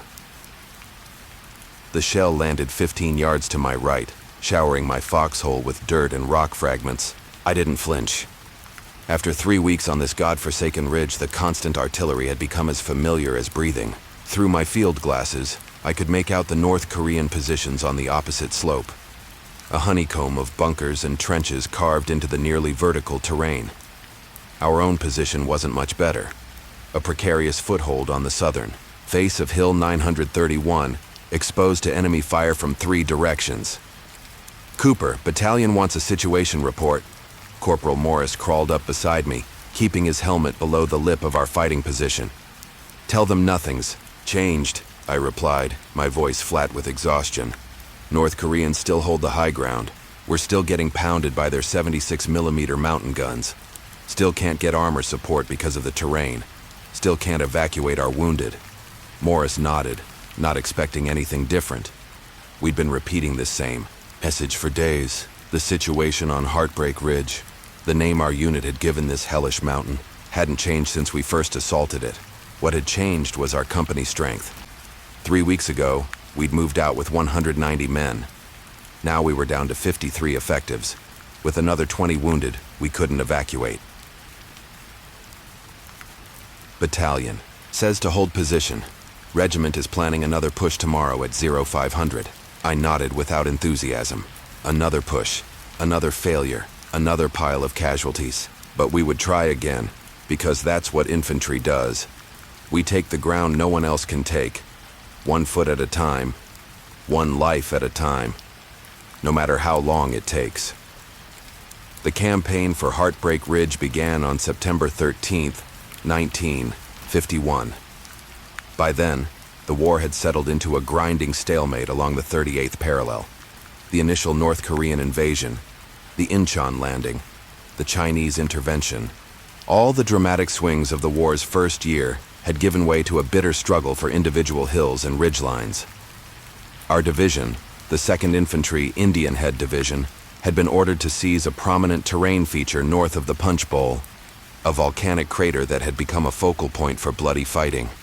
The objective was officially designated Hill 931, indicating its height in meters, but the adjacent Hill 851 and Hill 894 were part of the same ridgeline complex. This operation should take no more than 2 or 3 days, Colonel Adams had told us during the briefing. Intelligence reports that the North Koreans have only light forces on the objective. Once artillery softens them up, we should be able to secure the position without significant resistance. Intelligence, as usual, wasn't worth the paper it was written on. The North Koreans had transformed the ridge into a fortress with interconnected bunkers, extensive trench works, pre-registered artillery, and multiple defensive belts. Worse, the only approach was up extremely steep slopes with minimal cover, a perfect killing zone. Our first assault on September 13th had been a disaster. 2 battalions of the 23rd Infantry Regiment had moved out at dawn, following a short artillery preparation. The barrage had done nothing to neutralize the enemy positions. The bunkers were too well constructed, dug deep into the rocky soil, and reinforced with logs and earth. As soon as our troops began ascending the slope, they came under devastating fire from multiple directions. I led a squad in Charlie Company, positioned on the right flank of the attack. From the moment we started up the ridge, we were pinned down by interlocking fields of fire. North Korean machine guns were positioned to create lethal crossfire zones, while mortar teams dropped rounds with deadly accuracy. "Keep moving, Lieutenant," Parker shouted above the din of battle. "We can't stay in the open." We advanced in short rushes, squad by squad, using what little cover existed. The North Koreans had cleared much of the vegetation, creating fields of fire with perfect visibility. Men fell all around us, their screams adding to the cacophony of battle. By midday, we had advanced only 300 yards up a slope that stretched for over a mile. "Pull back to the assembly area," came the order around 1400 hours. "We're going to try again with tank support." But the tanks couldn't navigate the steep, boulder-strewn slopes. They managed to provide some suppressing fire from the valley floor, but couldn't advance with the infantry. Our second attack that afternoon fared no better than the first. By nightfall, Charlie Company had suffered 40% casualties without gaining significant ground. Over the next week, the pattern repeated itself with minor variations. Each morning, we would attack following an artillery barrage. Each time, we would gain a few hundred yards before being forced back by overwhelming fire and counterattacks. The North Koreans had built their defenses in depth, with multiple trench lines allowing them to fall back to prepared positions when pressured. The terrain itself was our worst enemy. Heartbreak Ridge rose sharply from a narrow valley, its slopes approaching 45 degrees in many places. The few trails were covered by pre-registered mortar and machine gun fire. Moving off-trail meant navigating loose scree and boulders, often on hands and knees. Evacuating wounded down such terrain was a nightmare. It often took 6 men to carry a single casualty, all exposed to enemy fire throughout the journey. By September 19th, we had established a tenuous foothold on the lower slopes, but at a terrible cost.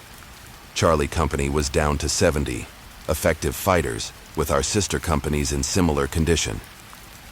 Replacements arrived daily, fresh-faced kids who often didn't last 24 hours before joining the casualty list. Cooper, take Marshall and Williams and check that draw to our left, Lieutenant Parker ordered on the morning of September 20th. Intelligence thinks the North Koreans might be using it to infiltrate our lines at night. Intelligence again, always sending us into the worst places based on hunches and maybes. But orders were orders. I selected Private First Class Marshall, a replacement who'd survived an impressive 3 days, and Corporal Williams, one of the few originals left from our landing at Pusan over a year ago.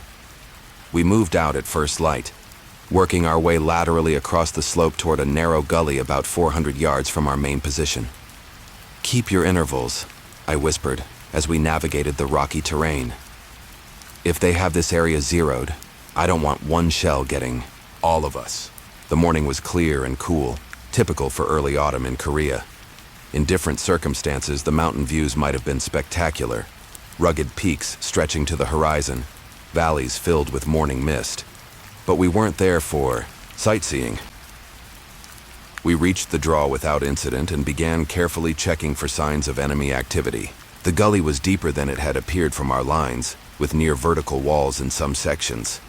A small stream trickled down its center, creating occasional pools and rocky depressions. Footprints, Williams pointed to disturbed mud near one such pool. Multiple people heading up. "Recent?" I asked, kneeling to examine the sign. "Very. The edges are still sharp. I'd say within the last few hours." I nodded, surveying the terrain ahead. The draw narrowed as it ascended, eventually disappearing into a tumble of massive boulders about 200 yards up. Perfect place for an ambush. "We'll check another 100 yards, then head back to report," I decided. "Marshall, take point. Williams, watch our backs." We advanced carefully, using the minimal cover offered by the gully. Walls. Marshall moved well for a replacement, I noted, keeping low, checking his sectors, placing his feet carefully to avoid loose rocks. Maybe he'd last longer than most. The attack came without warning. A single shot cracked from somewhere ahead, and Marshall dropped without a sound, a neat hole appearing in his helmet. Before I could react, the entire draw erupted with small arms fire. Bullets ricocheted off rocks around us, sending stone splinters flying like shrapnel. "Back!" I shouted to Williams, firing a quick burst from my M1. Carbine toward the ambush position. "Move!" We retreated in bounds, one covering while the other moved. The North Koreans pursued aggressively, appearing among the rocks ahead and to our flanks. They were dressed in the standard olive drab uniforms, many wearing the characteristic white tennis shoes that had earned them the nickname sneakers among American troops.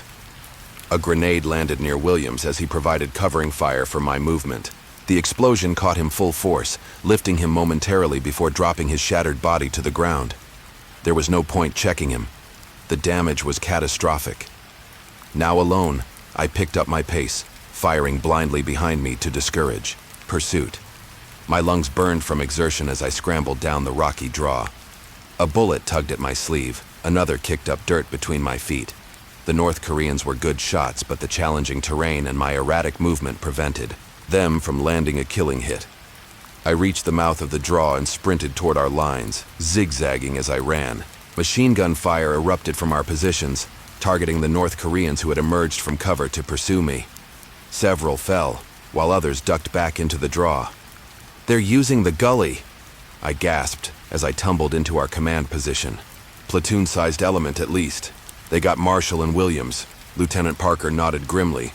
"Good work getting back. I'll call in artillery on that approach." Within minutes, the hollow boom of 105mm howitzers echoed across the valley as shells arced overhead to land in the draw.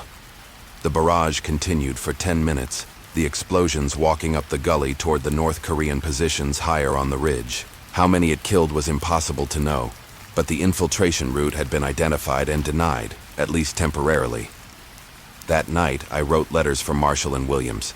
Not to their families, that was the lieutenant's job, but to the men in our platoon who were currently rotating through the MASH units or recovering in Japan.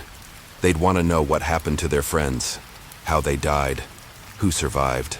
In a war like this, such information was precious. By the end of September, Division Command had finally recognized that frontal infantry assaults against the ridge weren't working. a new approach was developed, Operation Touchdown, which would combine a massive increase in artillery support with an attack on the North Korean supply lines. "We're going to starve them out," Colonel Adams explained during a briefing for company officers and senior NCOs. "The 72nd Tank Battalion will push up the valleys to cut their supply routes while airstrikes and artillery pound their positions around the clock. Once their supplies are exhausted, we'll move in for the final push." The new approach began on October 5th. For 8 days, every available artillery piece pounded Heartbreak Ridge.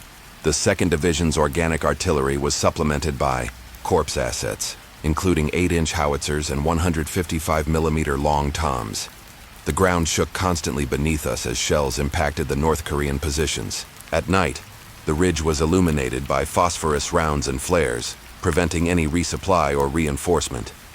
Simultaneously, our tanks pushed through the valleys on either side of the ridge, interdicting the supply routes that kept the North Korean defenders operational. Without ammunition, food, and water resupply, their position would soon become untenable. On October 13th, the final infantry assault began. This time, we advanced methodically, with overwhelming fire support.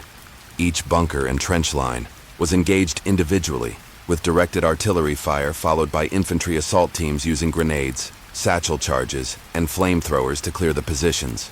"Cooper, take your squad and clear that bunker complex at our 2 o'clock, Lieutenant Parker ordered as we reached the middle slopes of the ridge. Parker was the only officer left from the original company. The rest had been killed, wounded, or evacuated for combat fatigue. I gathered my 6 remaining men, all replacements who had joined within the past week. None of them had much combat experience, but they'd survived the initial assaults, which meant they had potential. Johnson, Ramirez, you're on flamethrowers. Peterson and Garcia, provide covering fire. Taylor and Brown, you're with me on the assault team. We'll use satchel charges and grenades to clear the complex once the flames drive them out. Questions? There were none. By now, even the replacements understood that elaborate plans rarely survived contact with the enemy. The basics were what mattered. Provide overwhelming firepower, move quickly, and kill the enemy before they kill you. We approached the bunker complex from its flank, using a subtle depression in the terrain for minimal cover. The North Korean position consisted of 3 connected bunkers built into the hillside, with firing ports covering the approaches from below.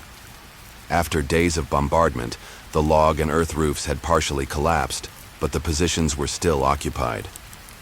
"On my signal," I whispered, checking that everyone was in position. 3, 2, 1, go. Peterson and Garcia opened up with their bars, pouring automatic fire into the bunker firing ports. The heavy .30 caliber rounds wouldn't penetrate the bunker walls, but they would keep the defenders' heads down momentarily. Johnson and Ramirez moved forward in a crouch, the ungainly flamethrowers strapped to their backs. When they reached effective range, about 30 yards, they unleashed twin streams of liquid fire that arced into the bunker openings. The whoosh of igniting fuel was followed immediately by screams from inside. "Move in," I shouted, leading Taylor and Brown forward at a run. We carried satchel charges, canvas bags filled with Composition C explosive, designed specifically for bunker clearing. As we approached, several North Korean soldiers emerged from the bunkers, driven out by the flames and smoke. Their uniforms were burning, their faces contorted in agony. We cut them down with short bursts from our carbines, then pressed forward to the main entrance. I primed my satchel charge, set the fuse for 5 seconds, and hurled it deep into the central bunker. "Fire in the hole!" I yelled, diving behind a nearby rock. The explosion was deafening, collapsing what remained of the bunker roof and filling the air with dust and debris. Before the dust settled, we were up and moving again, tossing grenades into the connected positions to clear any survivors. "Complex secure," I reported 5 minutes later, after a methodical search of the position. We had killed 11 North Korean soldiers and captured 2, both badly wounded. Similar actions were taking place all along the ridge as our battalion cleared one enemy position after another. By nightfall, we had secured most of the western slope of Hill 931. The following day, October 14th, we finally reached the crest, linking up with elements of the French battalion who had been attacking from the east. After 30 days of continuous combat, Heartbreak Ridge was ours. The cost had been staggering. The 2nd Infantry Division suffered over 3,700 casualties taking this single ridge. Charlie Company, which had begun with 190 men, finished with 28 effectives. Nearly every officer had been killed or wounded, leaving senior NCOs like myself to command platoons. Standing on the summit on October 15th, I surveyed the terrain we had fought so hard to capture. The ridge was completely barren, every tree and bush obliterated by artillery and napalm. The ground was churned as if by a giant plow, with shell craters overlapping each other across the entire surface. Abandoned equipment, spent cartridges and bodies, many reduced to unidentifiable fragments, littered the slopes. Captain Lewis, newly assigned to replace our fallen company commander, joined me at the observation point. "Hard to believe we lost so many men for this piece of real estate," he remarked, gesturing at the blasted landscape. I didn't respond immediately. What could I say? That it was worth it? That the strategic value of this ridge justified the slaughter? That the men who died here, Marshall, Williams, Lieutenant Parker, and hundreds of others, had given their lives for a meaningful purpose? "The men did their job," I said finally. "They didn't quit, no matter how bad it got." Lewis nodded, understanding the sentiment behind my sparse words. In Korea, in this war without a front line or clear objectives, that was often the only consolation available. That we had done our duty, held our position, taken our objective, regardless of whether anyone at home would ever understand or appreciate the sacrifice. "We're being relieved tomorrow," Lewis said after a moment, "moving back to Division Reserve for a few weeks." I nodded, feeling the weight of exhaustion that I'd been holding at bay for a month. A few weeks of rest. Hot, food, mail from home, time to integrate replacements and rebuild the company. Then back to the line, to another hill, another ridge, another battle in this war that seemed to have no end. As I turned to go, I took one last look at Heartbreak Ridge, a name that would mean nothing to most Americans, but everything to those of us who had fought here. Just another hill in Korea, just another forgotten battle, in a forgotten war.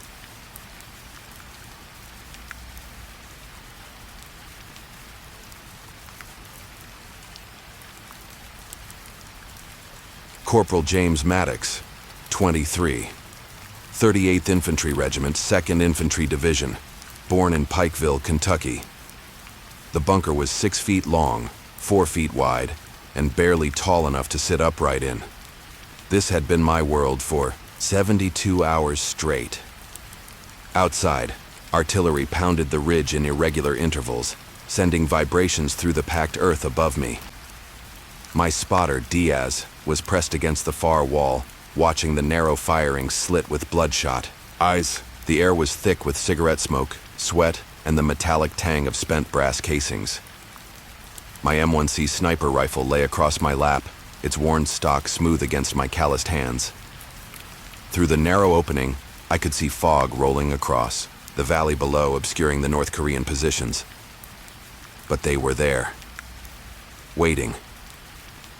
Just as I was waiting. The difference was, they would eventually move. And when they did, I would be ready. This was the sniper's burden, endless hours of crushing confinement, punctuated by moments of perfect clarity and lethal precision. The walls seemed to inch closer with each passing hour.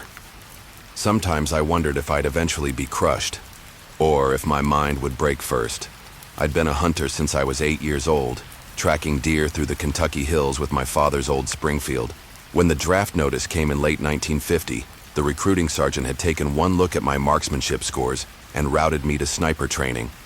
6 weeks later, I was in Korea with the 2nd Infantry Division, carrying an M1C Garand with a telescopic sight and orders to establish overwatch positions along contested territory. Heartbreak Ridge earned its name. The battle had been raging for nearly 2 weeks by the time my unit arrived in September 1951. The ridge itself was a series of steep hills. Hills 931, 851, 773, and 520, running north to south along the eastern front. The terrain was brutal. Sharp rocks, sparse vegetation, and near vertical slopes in some sections. Perfect territory for defensive positions, and a nightmare to assault. Our mission was straightforward but grueling. Establish sniper positions to suppress North Korean machine gun, nests and observation posts, allowing our infantry to advance up the slopes without being cut to pieces. Remember, Lieutenant Parker told us during the briefing, you're not there to rack up kills. You're there to degrade their ability to engage our advancing forces. Prioritize crew-served weapons, radio operators, and officers. My spotter, PFC Manuel Diaz, nodded beside me. We'd been paired for 3 months and had developed the unspoken communication essential for a sniper team. Diaz was from Tucson, Arizona, a former ranch hand with eyesight so sharp he could spot a cigarette ember from half a mile away in the dark. We'll take the northeast approach to Hill 851, Parker continued, pointing to a topographical map spread across an ammunition crate. Intelligence reports heavy fortifications along the ridgeline. You'll need to remain in position a minimum of 48 hours to cover our assault scheduled for 600 on the 23rd. 48 hours turned into 72 as operations were delayed by weather and logistical issues. That's how Diaz and I ended up in our cramped bunker for far longer than anticipated, manning a position we'd scratched out of the rocky hillside with entrenching tools and desperation. The bunker was crude but effective, logs reinforced with sandbags and covered with enough earth to withstand anything short of a direct artillery hit. The firing position faced north, overlooking a saddle between 2 peaks where North Korean troops would need to cross to reinforce their forward positions.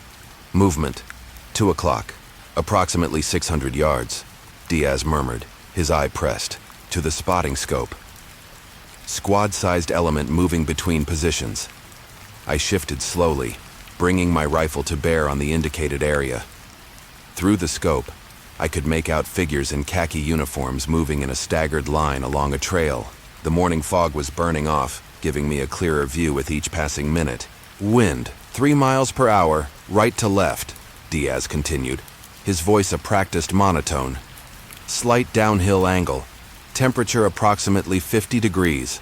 I made the necessary adjustments, my movements deliberate and unhurried. This was the sniper's discipline, patience above all else.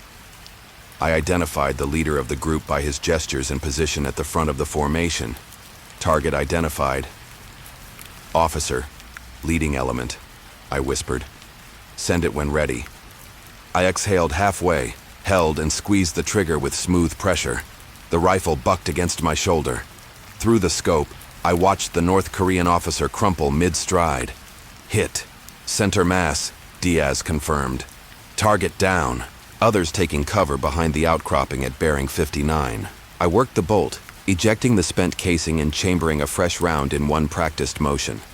The North Korean squad was now pinned down, unable to move forward without exposing themselves to our position. Radio it in, I told Diaz. Let command know we've interdicted movement along the northern approach. Diaz reached for the field radio, keeping his profile low as he reported our engagement. This was our primary value. Not just eliminating high-value targets, but disrupting enemy movements and forcing them to either remain static or risk exposure. For the next 4 hours, we maintained our vigil, engaging targets of opportunity and reporting enemy positions. Our bunker, initially a refuge, began to feel increasingly confining. The space was too small for proper circulation, and despite the cool mountain air, the interior became stifling. Water check, I said during a lull.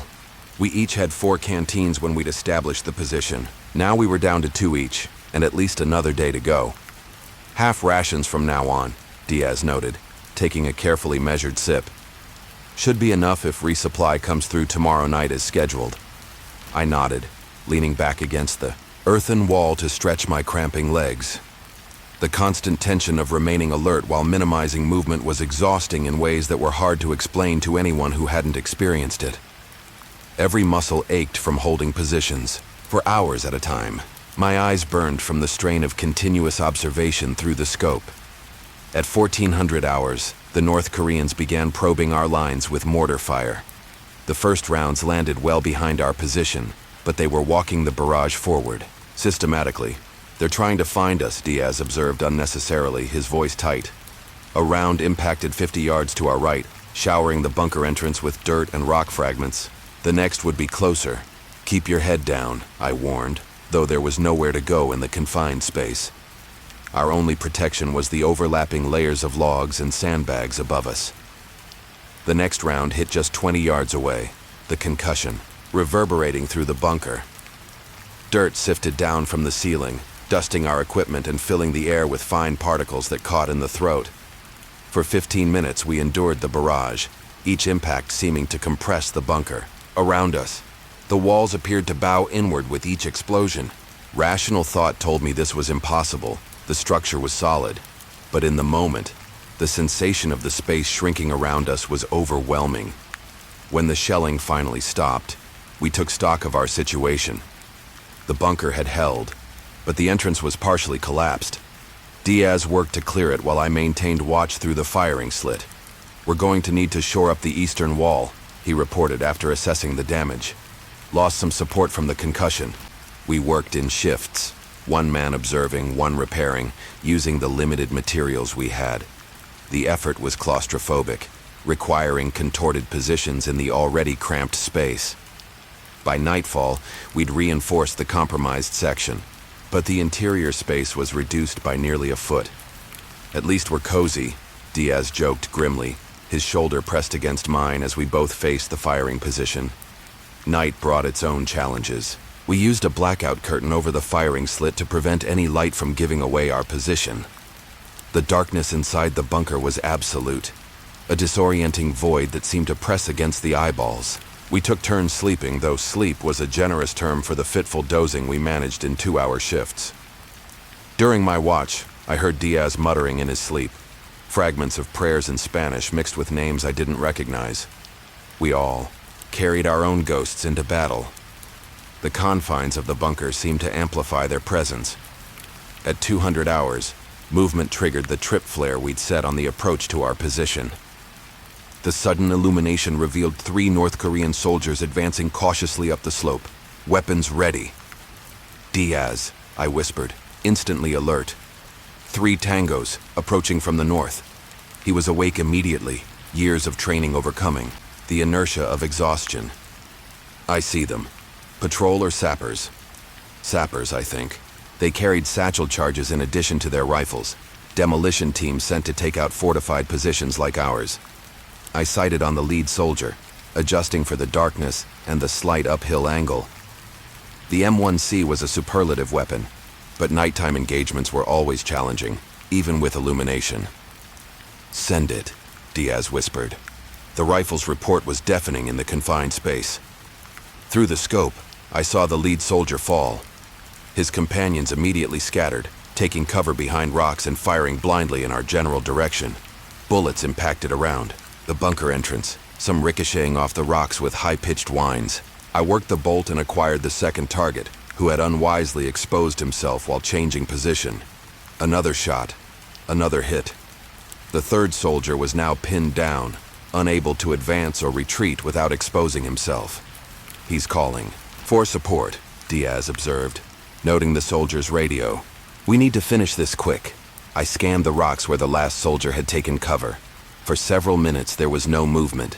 Then, just as I began to wonder if he'd somehow slipped away, a helmet appeared briefly above a boulder. Fired on reflex, the round striking rock just below the helmet. Fragments scattered and I heard a cry of pain. The soldier broke cover, running laterally across the slope. My second shot caught him mid-stride. "Clear," Diaz confirmed after several minutes of observation. "But we need to relocate." That firefight compromised our position. He was right. But the thought of abandoning our bunker, as cramped and uncomfortable as it was, for exposed terrain in the middle of the night, was deeply unsettling. The bunker had become a form of security despite its confines. No movement, until first light, I decided. Too risky in the dark, and they'll be expecting immediate relocation. "We'll hold here and move at 600. Diaz nodded, already checking our remaining ammunition and supplies. We had enough for another 12 hours of moderate engagement, but anything sustained would deplete our resources quickly. The remainder of the night passed in tense silence. Every sound, The wind shifting through the rocks, distant artillery, the creaking of timber supports, seemed amplified in our heightened state of awareness. The bunker felt like both prison and sanctuary, its close walls pressing in while also shielding us from the dangers outside. At 530, we began preparing to move. Our muscles, stiff from confinement and inactivity, protested every movement. I had to massage feeling back into my legs before I could trust them to support my weight. Command reports the main assault will commence at 700, Diaz said, monitoring the radio. We're to establish a new position on the western slope of Hill 851 to provide crossfire support. I nodded, calculating distances and times in my head. We'll need to move fast across the exposed section by the spring. After that, we should have decent cover all the way to the western approach. We gathered our essential equipment: rifle, ammunition, radio, remaining water, and field rations. Everything else would be left behind. The bunker had served its purpose, and now it would become just another anonymous fighting position on a ridge full of them. As we prepared to leave our cramped shelter, I felt a strange reluctance. For all its discomforts, the bunker had kept us alive for 3 days under enemy fire. There was an irrational but powerful sense of security in its confining walls. "Ready?" Diaz asked, checking his carbine. I nodded, taking one last look around the space that had been our world. Then I turned and crawled through the low entrance into the gray dawn light. The morning air hit me like a physical shock, clean and cold after the stale atmosphere of the bunker. For a moment, I felt exposed and vulnerable in the open space, fighting the instinct to return to the sheltered confines we'd just left. We moved quickly along our planned route, using terrain features for concealment. Twice we had to freeze in place as North Korean patrols passed nearby. Each time, the sensation of being in the open, without walls around me, intensified my sense of vulnerability. By 645, we'd reached our new position. Natural depression behind a rock outcropping with excellent fields of fire toward the North Korean-held sections of the ridge. It wasn't a bunker, just a hasty fighting position we improved with our entrenching tools, but it provided adequate concealment. "Much better view from here," Diaz observed as we set up the spotting scope. He was right. We could see at least 3 enemy machine gun positions that had been obscured from our previous location. At precisely 700, our artillery opened up along the entire front. Dozens of guns firing in concert, their shells arcing overhead to impact among the North Korean positions. The ridge seemed to erupt, great gouts of earth and rock thrown skyward by the impacts. "There's our cue," I said, bringing the rifle to bear on the nearest machine gun nest. Through the scope, I could see the crew frantically preparing to engage our advancing infantry. The gunner was traversing the weapon, while his assistant fed the belt of ammunition. I settled the crosshairs on the gunner and squeezed the trigger. He slumped forward over the weapon. Before his assistant could take over, I'd chambered another round and fired again. The position fell silent. "Good effect on target," Diaz confirmed. "Next objective, bunker complex at bearing 42, range 800 yards. Officer directing fire, identifiable by binoculars and map board. For the next 2 hours, we engaged targets systematically, prioritizing crew-served weapons and command elements." Our new position allowed freedom of movement we hadn't had in the bunker, but I found myself instinctively keeping my profile low, as if still confined by its walls. By midday, our infantry had secured the forward slopes of Hill 851. We received orders to displace forward and continue supporting the advance toward the summit. As we moved from position to position throughout the day, I noticed something peculiar. I kept seeking out the most confined and closed firing positions available, instinctively preferring tight spaces to open ones. "You all right?" Diaz asked after observing this pattern several times. "You keep picking the tightest spots." I hadn't been conscious of it until he pointed it out. "Guess I got used to the bunker," I admitted. "Feels safer somehow." He nodded, understanding without further explanation. This was the sniper's paradox. We operated best from concealment and confinement, yet those same conditions could become psychological burdens over time. By sunset, the 2nd Infantry Division had secured most of Hill 851. Resistance was stiffening near the summit, but the momentum had clearly shifted in our favor. Diaz and I established our night position in a shallow cave on the eastern slope. Another confined space, but one we had chosen deliberately this time. "Think we'll take the ridge tomorrow?" Diaz asked as we heated rations over a carefully shielded heat tab. "Probably," I replied. "But they'll counterattack within 48 hours. Always do." He nodded, accepting this assessment without comment. We'd been through this cycle before. Advance, secure, repel counterattack, advance again. The war had developed its own rhythm, as predictable as it was lethal. As darkness fell completely, I found myself oddly comforted by the close walls of the cave. The claustrophobia that had plagued me in the bunker was still present, but it had transformed into something almost familiar, a constant pressure that had become normal over time. "You know what's strange?" I said after a long silence. "I hated that bunker while we were in it. Felt like it was crushing me. Now I keep looking for places just like it." Diaz considered this. "Makes sense. Brain associates tight spaces with survival now. That was the essence of it, I realized. The crushing confinement had kept us alive, and some part of me had internalized that connection. The open ridgeline, with its panoramic views and freedom of movement, felt exposed and dangerous in comparison. The psychological weight of a sniper's existence wasn't just the killing or the responsibility. It was also this paradoxical relationship with confinement. We sought positions from which we could observe vast areas while remaining hidden in spaces barely large enough to contain our bodies. The mental toll accumulated over time, reshaping perceptions and responses in subtle ways. 3 days later, after Heartbreak Ridge was finally secured, our unit was rotated to a rear area for rest and refit. I was assigned a proper bunk-in, a heated tent with enough room to stand upright and move freely. It should have been a relief after weeks of cramped fighting positions. Instead, I found myself unable to sleep in the open space. The absence of close walls felt wrong, dangerous and exposing. On the third night, I dragged my bedroll under my bunk and slept there instead, finally finding rest in the familiar confines of a restricted space. Diaz found me there the next morning. He said nothing, just nodded in understanding. Later that day, I noticed he'd done the same with his own bedding.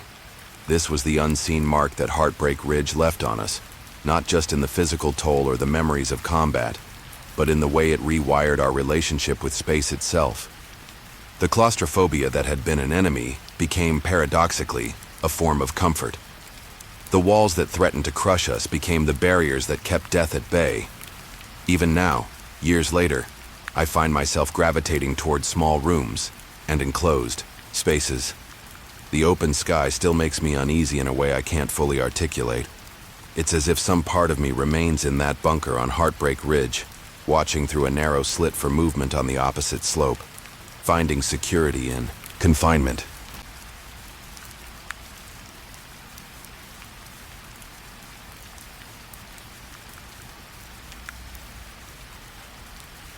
Captain James Jimbo Westlake, 27, 335th Fighter Interceptor Squadron, 4th Fighter Interceptor Wing, born in Wichita, Kansas. My F-86 Sabre shuddered violently as I pulled 6 Gs in a high-speed climbing turn. The airframe groaned in protest, but I knew exactly how much stress the aircraft could handle. My oxygen mask pressed tight against my face as blood drained from my head, the anti-G suit squeezing my legs to prevent blackout. Through the gun sight, I tracked the MiG-15 that had nearly killed Johnson moments earlier.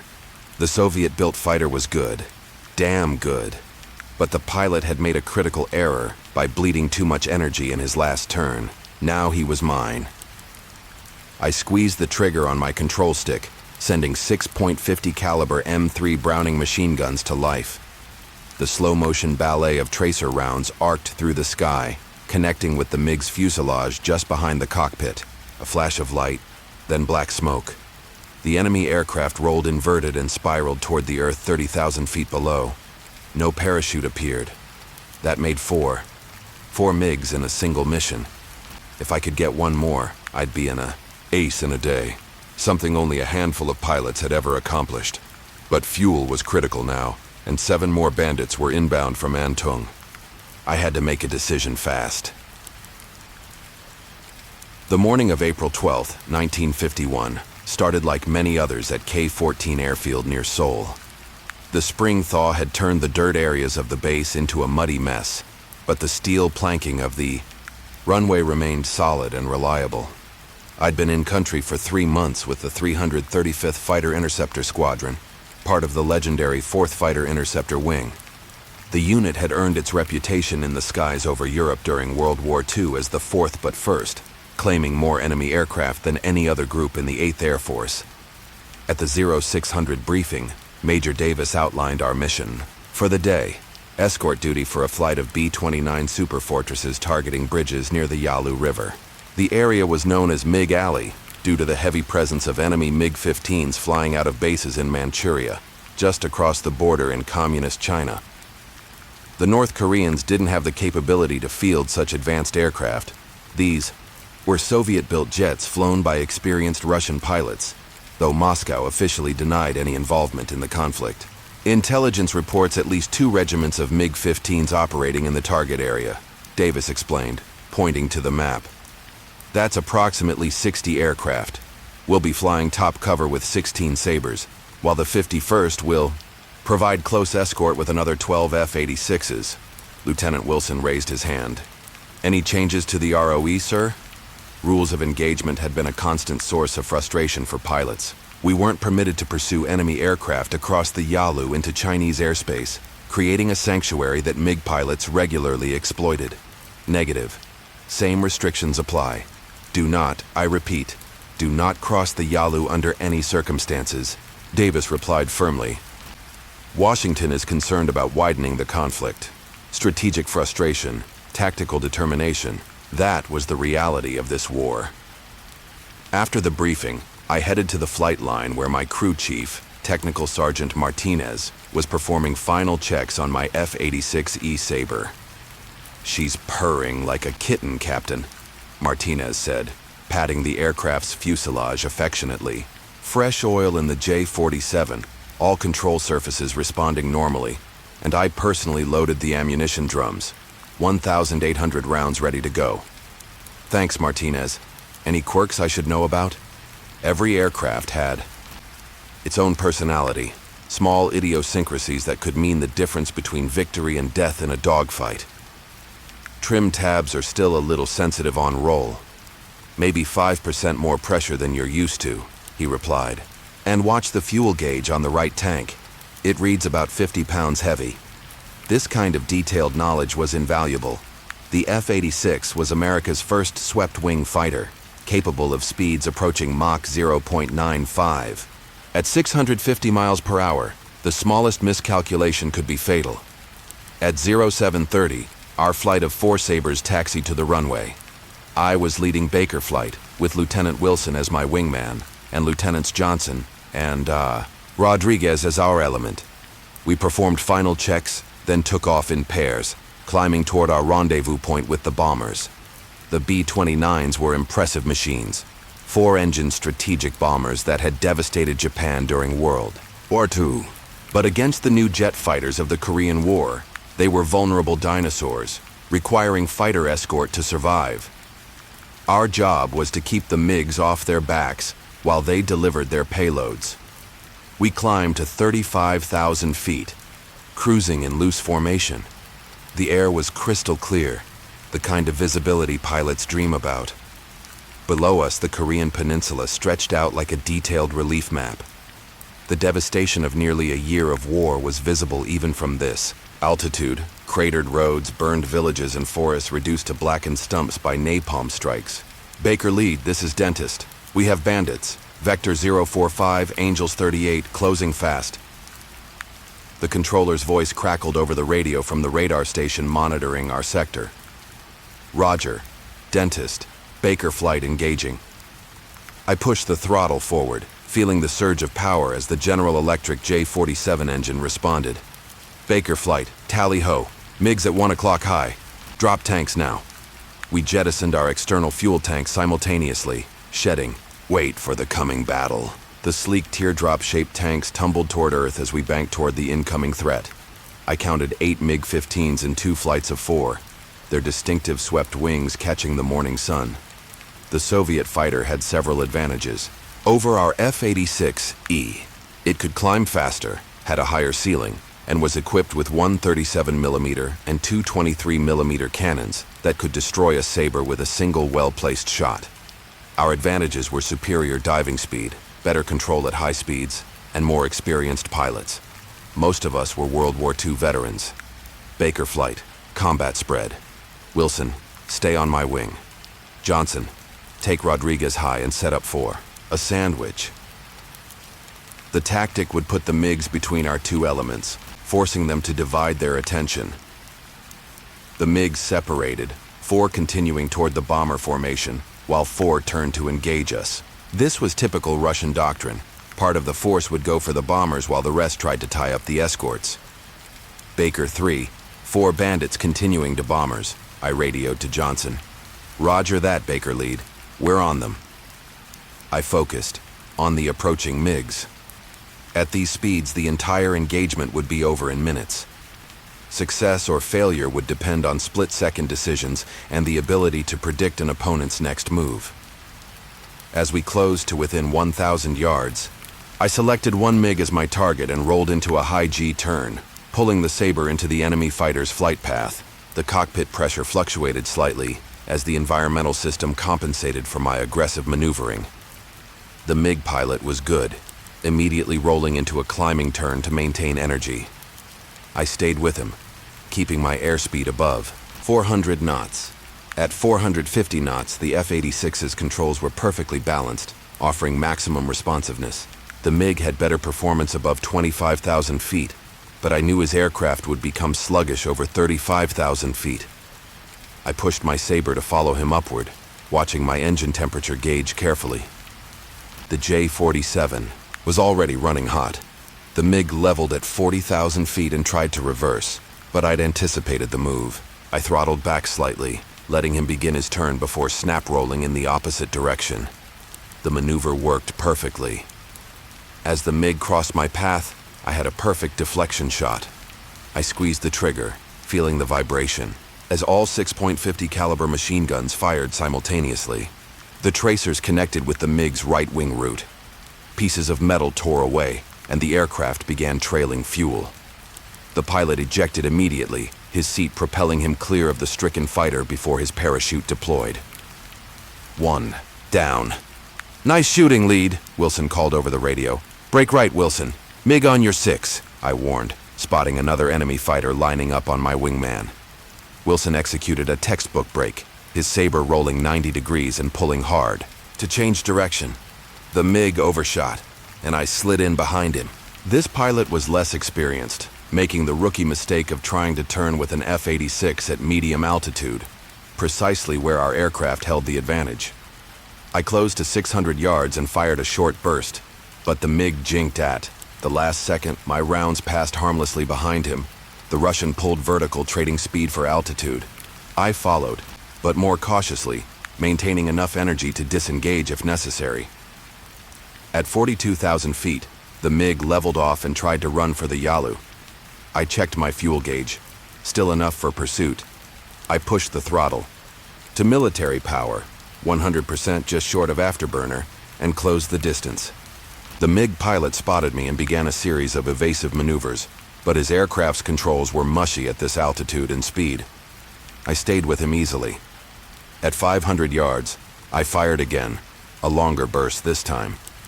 The MiG's cockpit disintegrated under the impact of multiple .50 caliber rounds. The aircraft pitched down violently and entered a flat spin. 2 down. Baker lead, this is Baker 3. We're engaged with multiple bandits. Request assistance. On my way, Baker 3. I rolled my Sabre toward Johnson's last reported position, spotting the furball about 3 miles east. 4 Sabres were tangled with at least 6 MiGs in a swirling melee of aircraft. As I approached, I saw Johnson's Sabre with a MiG on his tail, closing fast. Johnson was jinking desperately, but the MiG pilot was skilled, matching every move. I pushed my aircraft to maximum speed, closing the distance rapidly.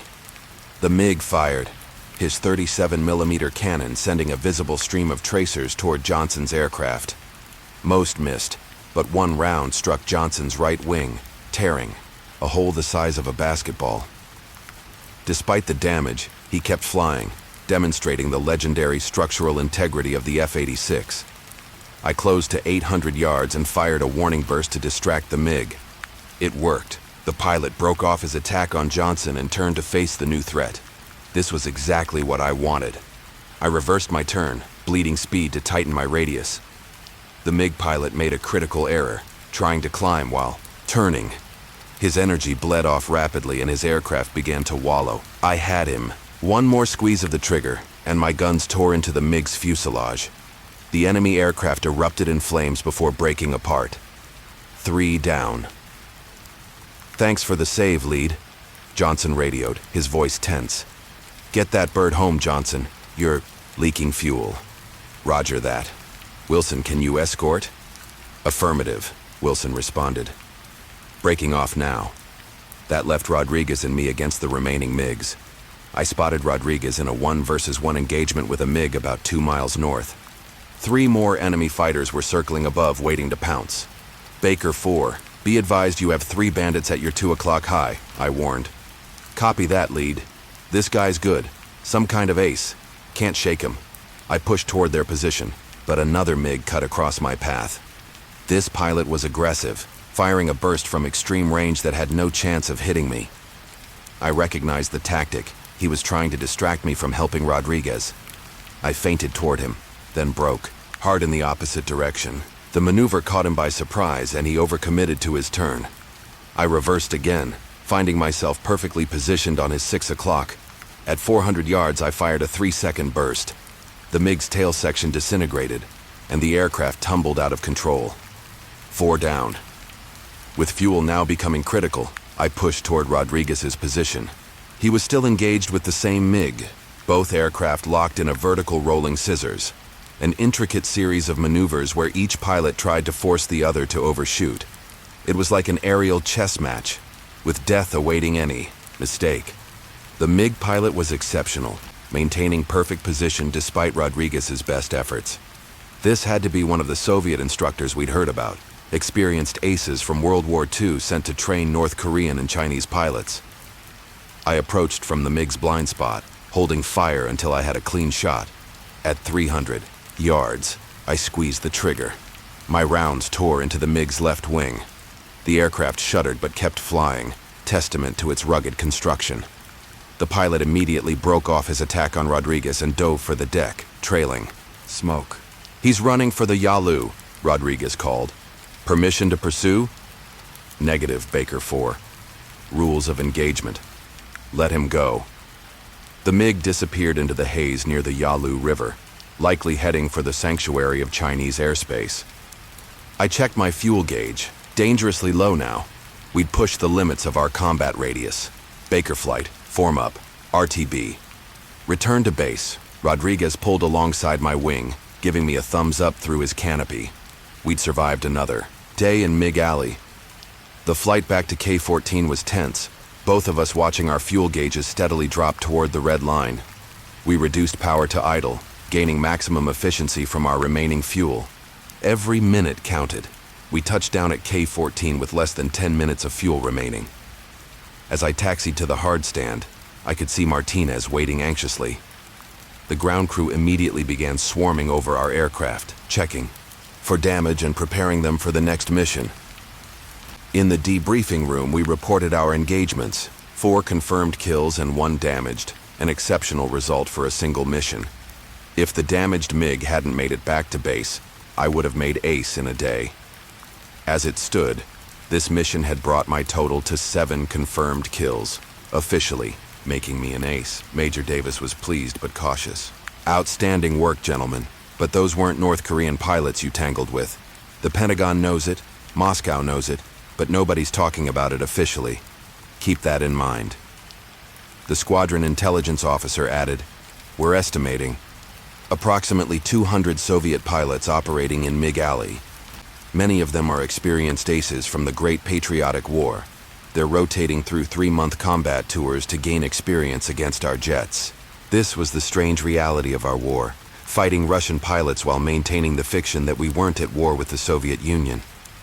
The Cold War had turned hot over Korea, but only the pilots knew the full truth. That evening, we gathered in the officers' club to celebrate. Johnson's aircraft had made it back safely, though it would require extensive repairs. The squadron had lost no pilots that day, a victory in itself. To the 4th but 1st, Davis toasted, raising his glass. And to absent friends. We drank, solemnly, remembering the pilots who hadn't returned from previous missions. In the 3 months I'd been in Korea, our squadron had lost 7 pilots. Good men who had survived World War II only to die in this police action that nobody wanted to call a war. The technical aspects of jet combat were demanding enough, managing fuel, ammunition, and aircraft performance while flying at speeds approaching the sound barrier. But the political restrictions added another layer of complexity that sometimes defied logic. We could see the MiG bases across the Yalu but couldn't strike them. We knew we were fighting Soviet pilots but couldn't acknowledge it officially. Yet, despite these frustrations, we maintained our focus on the tactical mission. The B-29s we had escorted that day had successfully destroyed 2 key bridges, disrupting North Korean supply lines. Our victories in the air had prevented enemy fighters from interfering with that mission.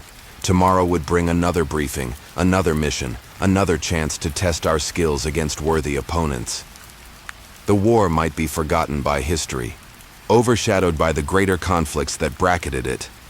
But for those of us who fought in MiG Alley, the memories of those supersonic chess matches would remain crystal clear. The ultimate test of pilot against pilot, technology against technology, where the margin between victory and death could be measured in split seconds and inches.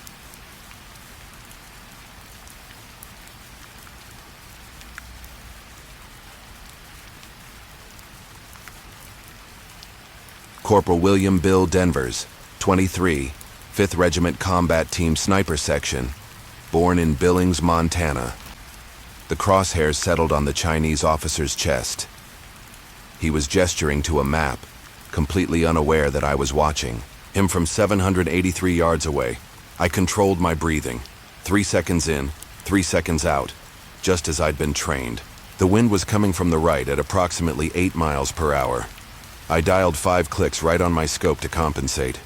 My finger took up the first pressure on the trigger of my M1C Garand, with its mounted M81 scope. The officer turned slightly, presenting an even better target. I exhaled halfway and held it, feeling my heartbeat slow. Everything went still. Just me, my rifle, and the target.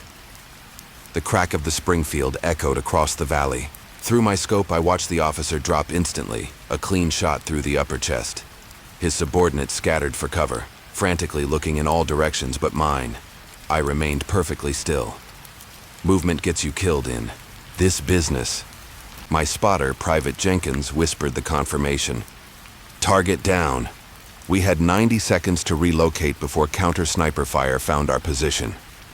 In this frozen hellscape of ridges and valleys, a sniper's life was measured in seconds, yards, and millimeters. One mistake meant death. And I didn't intend to die in Korea.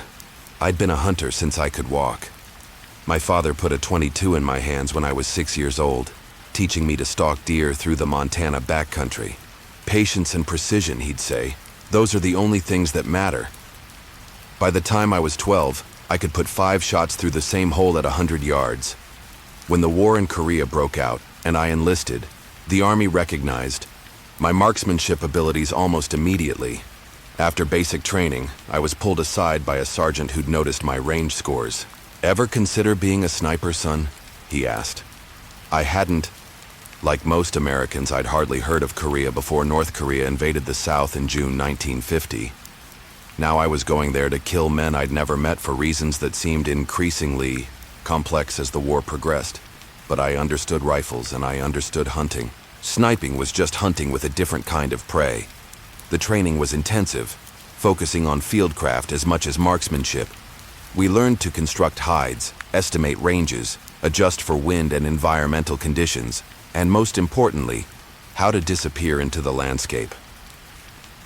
By the time I deployed with the 5th Regimental Combat Team in early 1951, I was confident in my abilities, but unproven in combat.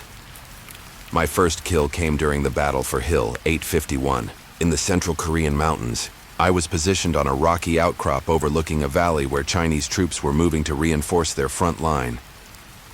My weapon was the M1C Garand with an M81 scope, not ideal for true long-range work, but reliable in the harsh Korean conditions where more delicate scopes would fail. Target, 2 o'clock by the dead tree. Officer with binoculars, whispered Jenkins, my spotter. Jenkins was from Mississippi, a quiet man with eyes like a hawk. We'd been paired together in training and developed the silent communication, essential for a sniper team. I found the target in my scope, a Chinese captain using binoculars to survey American positions. Range, approximately 400 yards. Wind, negligible. I settled my breathing, took up the trigger slack, and squeezed. The rifle bucked against my shoulder. Hit, confirmed Jenkins, watching through his spotting scope. Center mass. He's down. I felt nothing, no triumph, no regret, just the clinical satisfaction of a shot well placed. It wasn't my first kill of the war, but it was the first with a sniper rifle. There would be many more. By April 1951, I'd been operating as a sniper for 3 months, accumulating 17 confirmed kills. My weapon had changed. I'd managed to requisition a Winchester Model 70 with a Unertal 8X, scope from a Marine unit rotating out. It was a superior platform to the Garand, offering better accuracy at ranges beyond 600 yards. We were supporting Operation Rugged, tasked with providing overwatch for infantry units pushing north. Of the 38th parallel, Jenkins and I had established a hide on a ridgeline overlooking a key valley where intelligence suggested Chinese forces would attempt to move reinforcements. Our hide was a masterpiece of natural camouflage.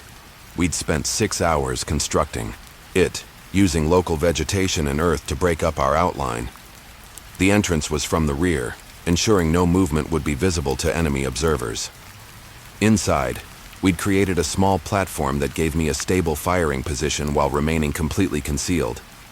The hardest part of being a sniper isn't the shooting, it's the waiting. Hours stretched into days as we maintained our watch, moving only when absolutely necessary, relieving ourselves in empty ration cans, and eating cold K-rations to avoid any heat signature. Communication was minimal, using hand signals or whispers when essential. Movement 1 o'clock draw between the 2 hills, Jenkins murmured on our second day in position. I shifted my rifle slightly, scanning through the scope. A column of Chinese soldiers was moving through the draw, keeping to the shadows, clearly trying to avoid aerial observation. I counted approximately 30 men, carrying mortars and ammunition, a support unit heading for the front. Range, I asked. 700 yards, Jenkins replied after checking his reticle. Wind from 3 o'clock, about 10 miles per hour. I made the necessary adjustments on my scope. At this distance, I needed to account for significant bullet drop and the full value of the wind. I selected the lead soldier, who appeared to be the unit commander based on his gestures directing the others. Target acquired, I whispered. Send it, Jenkins confirmed. I squeezed the trigger. Through the scope, I saw the commander fall. The column scattered for cover, but they had no idea where the shot had come from. I worked the bolt smoothly, ejecting the spent casing and chambering a new round. Adjust right 2 mils, second target carrying the mortar tube, Jenkins directed. I made the adjustment and fired again. Another hit. By now, the Chinese were firing blindly into the hills, trying to suppress an enemy they couldn't see. I took 2 more shots, claiming 2 more casualties before Jenkins touched my arm. Time to relocate. We backed out of our hide and moved laterally along the ridge for 300 meters before setting up a new position. This was standard procedure. Never fire more than 4 shots from the same location. Chinese counter-snipers were getting better at triangulating positions. The technical aspects of sniping in Korea presented unique challenges. The extreme cold of the Korean winter affected everything. Lubricants would freeze, making bolt operation difficult. Condensation from breath could fog optics or freeze on metal surfaces. Even the density of the frigid air changed ballistic calculations. I developed a system to deal with these issues. I kept my ammunition in an inner pocket, close to my body heat, ensuring consistent powder burn rates. I applied a light coat of graphite lubricant to my bolt, rather than traditional gun oil. For my scope, I used a mixture of glycerin and alcohol to prevent fogging. These small adaptations made the difference between success and failure, or life and death. My Winchester required meticulous maintenance. Each evening, regardless of how exhausted I was, I would detail strip the rifle, clean every component, and reassemble it. I kept a log of every shot fired, noting environmental conditions and point of impact. This data allowed me to better predict my weapon's performance under varying conditions. The scope was equally critical. The Inertal 8X was a fine piece of equipment, but vulnerable to damage in the field. I fabricated a protective cover from an old poncho, which I kept over the scope except when actually firing.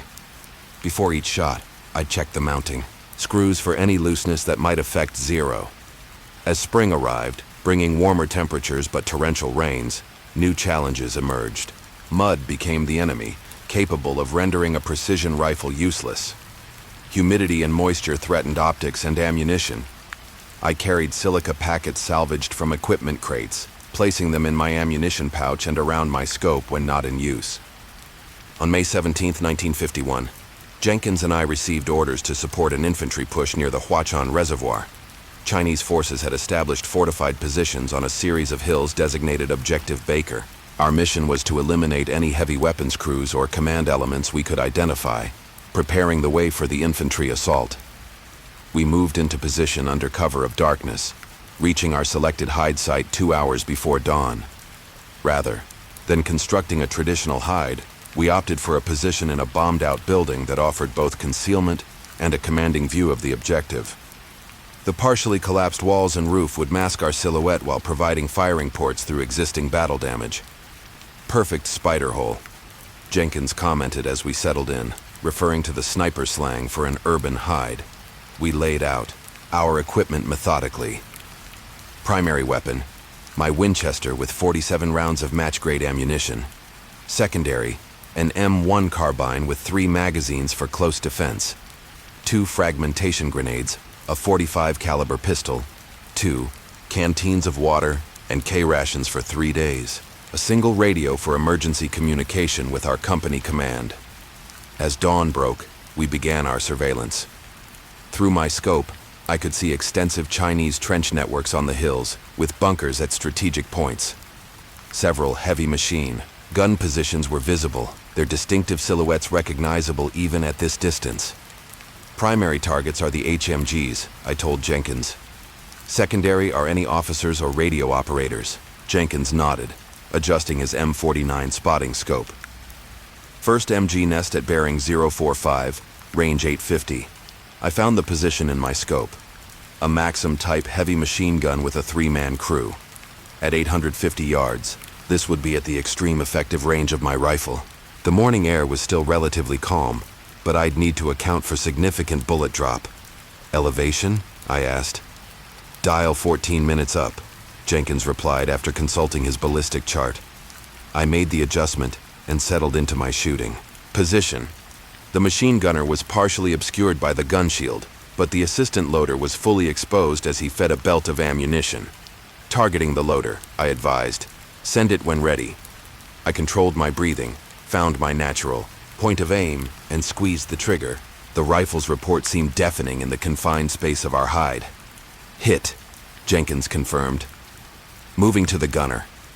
The machine gunner was reacting to his comrade's fall, but hadn't yet identified our position. I adjusted my aim slightly and fired again. The round struck the gunner in the upper chest and he slumped over the weapon. 2 down, third man taking cover. We repeated this process methodically over the next 4 hours, eliminating 3 machine gun crews and 2 apparent officers. Each time we'd engage a target, then remain absolutely still for 30 to 45 minutes before targeting another position. This patience was crucial, Moving or firing too frequently would give away our location. Around midday, Jenkins stiffened beside me. Movement on our right flank. Possible counter-sniper team. I carefully shifted my position to observe. 2 Chinese soldiers were moving stealthily through the ruins about 300 meters to our right, clearly searching for something, or someone. "They're hunting us," I whispered. We had 2 options: engage them and certainly reveal our position, or remain perfectly still and hope they overlooked us. We chose the latter, freezing in place as the Chinese team methodically searched the area. They came within 100 meters of our position before moving on to another sector. Close. Jenkins breathed once they were out of earshot. "Too close," I agreed. "Time to relocate." We carefully gathered our equipment and exfiltrated through the rear of the building, using available cover to move to an alternate position we'd identified during our approach. The art of survival for a sniper team wasn't just about shooting. It was about never being where the enemy expected you to be. By July 1951, I had accumulated 31 confirmed kills. The psychological toll was beginning to mount. I didn't regret my actions. Each shot potentially saved American lives. But the intimacy of killing through a scope affected me in ways I hadn't anticipated. Unlike regular infantry who rarely saw their targets clearly, I studied the faces of men I was about to kill. I watched their expressions in the moment of impact. I knew exactly what I had done, to whom, and how. Jenkins understood. We rarely spoke about it, but the silent acknowledgement was there. We focused instead on the technical aspects of our craft, the mathematics of trajectory, the physics of bullet flight, the geometry of concealment. These clinical details provided emotional distance from the reality of our work. Our last mission together came during a Chinese counterattack near Heartbreak Ridge in September. We'd been tasked with eliminating enemy mortar teams that were decimating our frontline positions. We established our hide on a reverse slope, using a narrow draw for observation that minimized our exposure. The mission went smoothly until the 3rd day. We'd accounted for 2 mortar crews and an artillery forward observer when Jenkins spotted movement to our rear. 3 o'clock, 200 meters, moving uphill, he hissed. A Chinese patrol had somehow managed to get behind our lines and was approaching our position from the rear. There were 6 of them, moving carefully but directly toward us. We couldn't engage without compromising our hide, and we couldn't retreat without being spotted. "Hold," I whispered, knowing our camouflage was our only defense. The patrol came, within 50 meters, close enough that we could hear their conversations. Jenkins and I remained absolutely motionless, controlling even our breathing to prevent any visible movement. After what seemed like hours but was probably only minutes, the patrol changed direction, moving parallel to our position before descending into the next valley. Once they were gone, Jenkins exhaled slowly. "That's enough excitement for one day. Now let's get out while we can." We carefully withdrew to our lines as darkness fell. It would be our final mission together. The next day, Jenkins took shrapnel from a mortar round while returning from the mess tent. He survived but was evacuated to Japan and eventually back to the States. I remained in Korea until the rotation system brought me home in early 1952. My final tally was 37 confirmed kills, though the actual number was likely higher. Official recognition was minimal. Snipers weren't celebrated in Korea the way they had been in previous wars. We operated in the shadows, our contributions noted in classified reports but rarely acknowledged publicly. Years later, long after Korea had faded from America's collective memory, I still caught myself analyzing terrain for hide sites, estimating ranges to random objects, noting wind indicators in the trees. The sniper's mindset never completely leaves you. What I remember most isn't the kills, but the endless hours of observation, watching life through a scope, studying the routines, and movements of men who didn't know they were being watched. In those quiet moments, the enemy became human again. Soldiers eating, smoking, writing letters, showing photos to comrades. Then the order would come, the crosshairs would settle, and that humanity would be extinguished by my hand. War creates many kinds of distance between men, political, geographical, emotional, but for a sniper, that distance is paradoxically intimate. 800 yards away, yet close enough to see a man's last breath. Technical precision and human destruction, inextricably linked through the crystalline clarity of a scope. That was Korea for me. Not the grand strategies or political objectives, but the wind calculations, range estimations, and perfect stillness. The technical demands of dealing death at a distance, and the quiet weight of knowing exactly what I had done.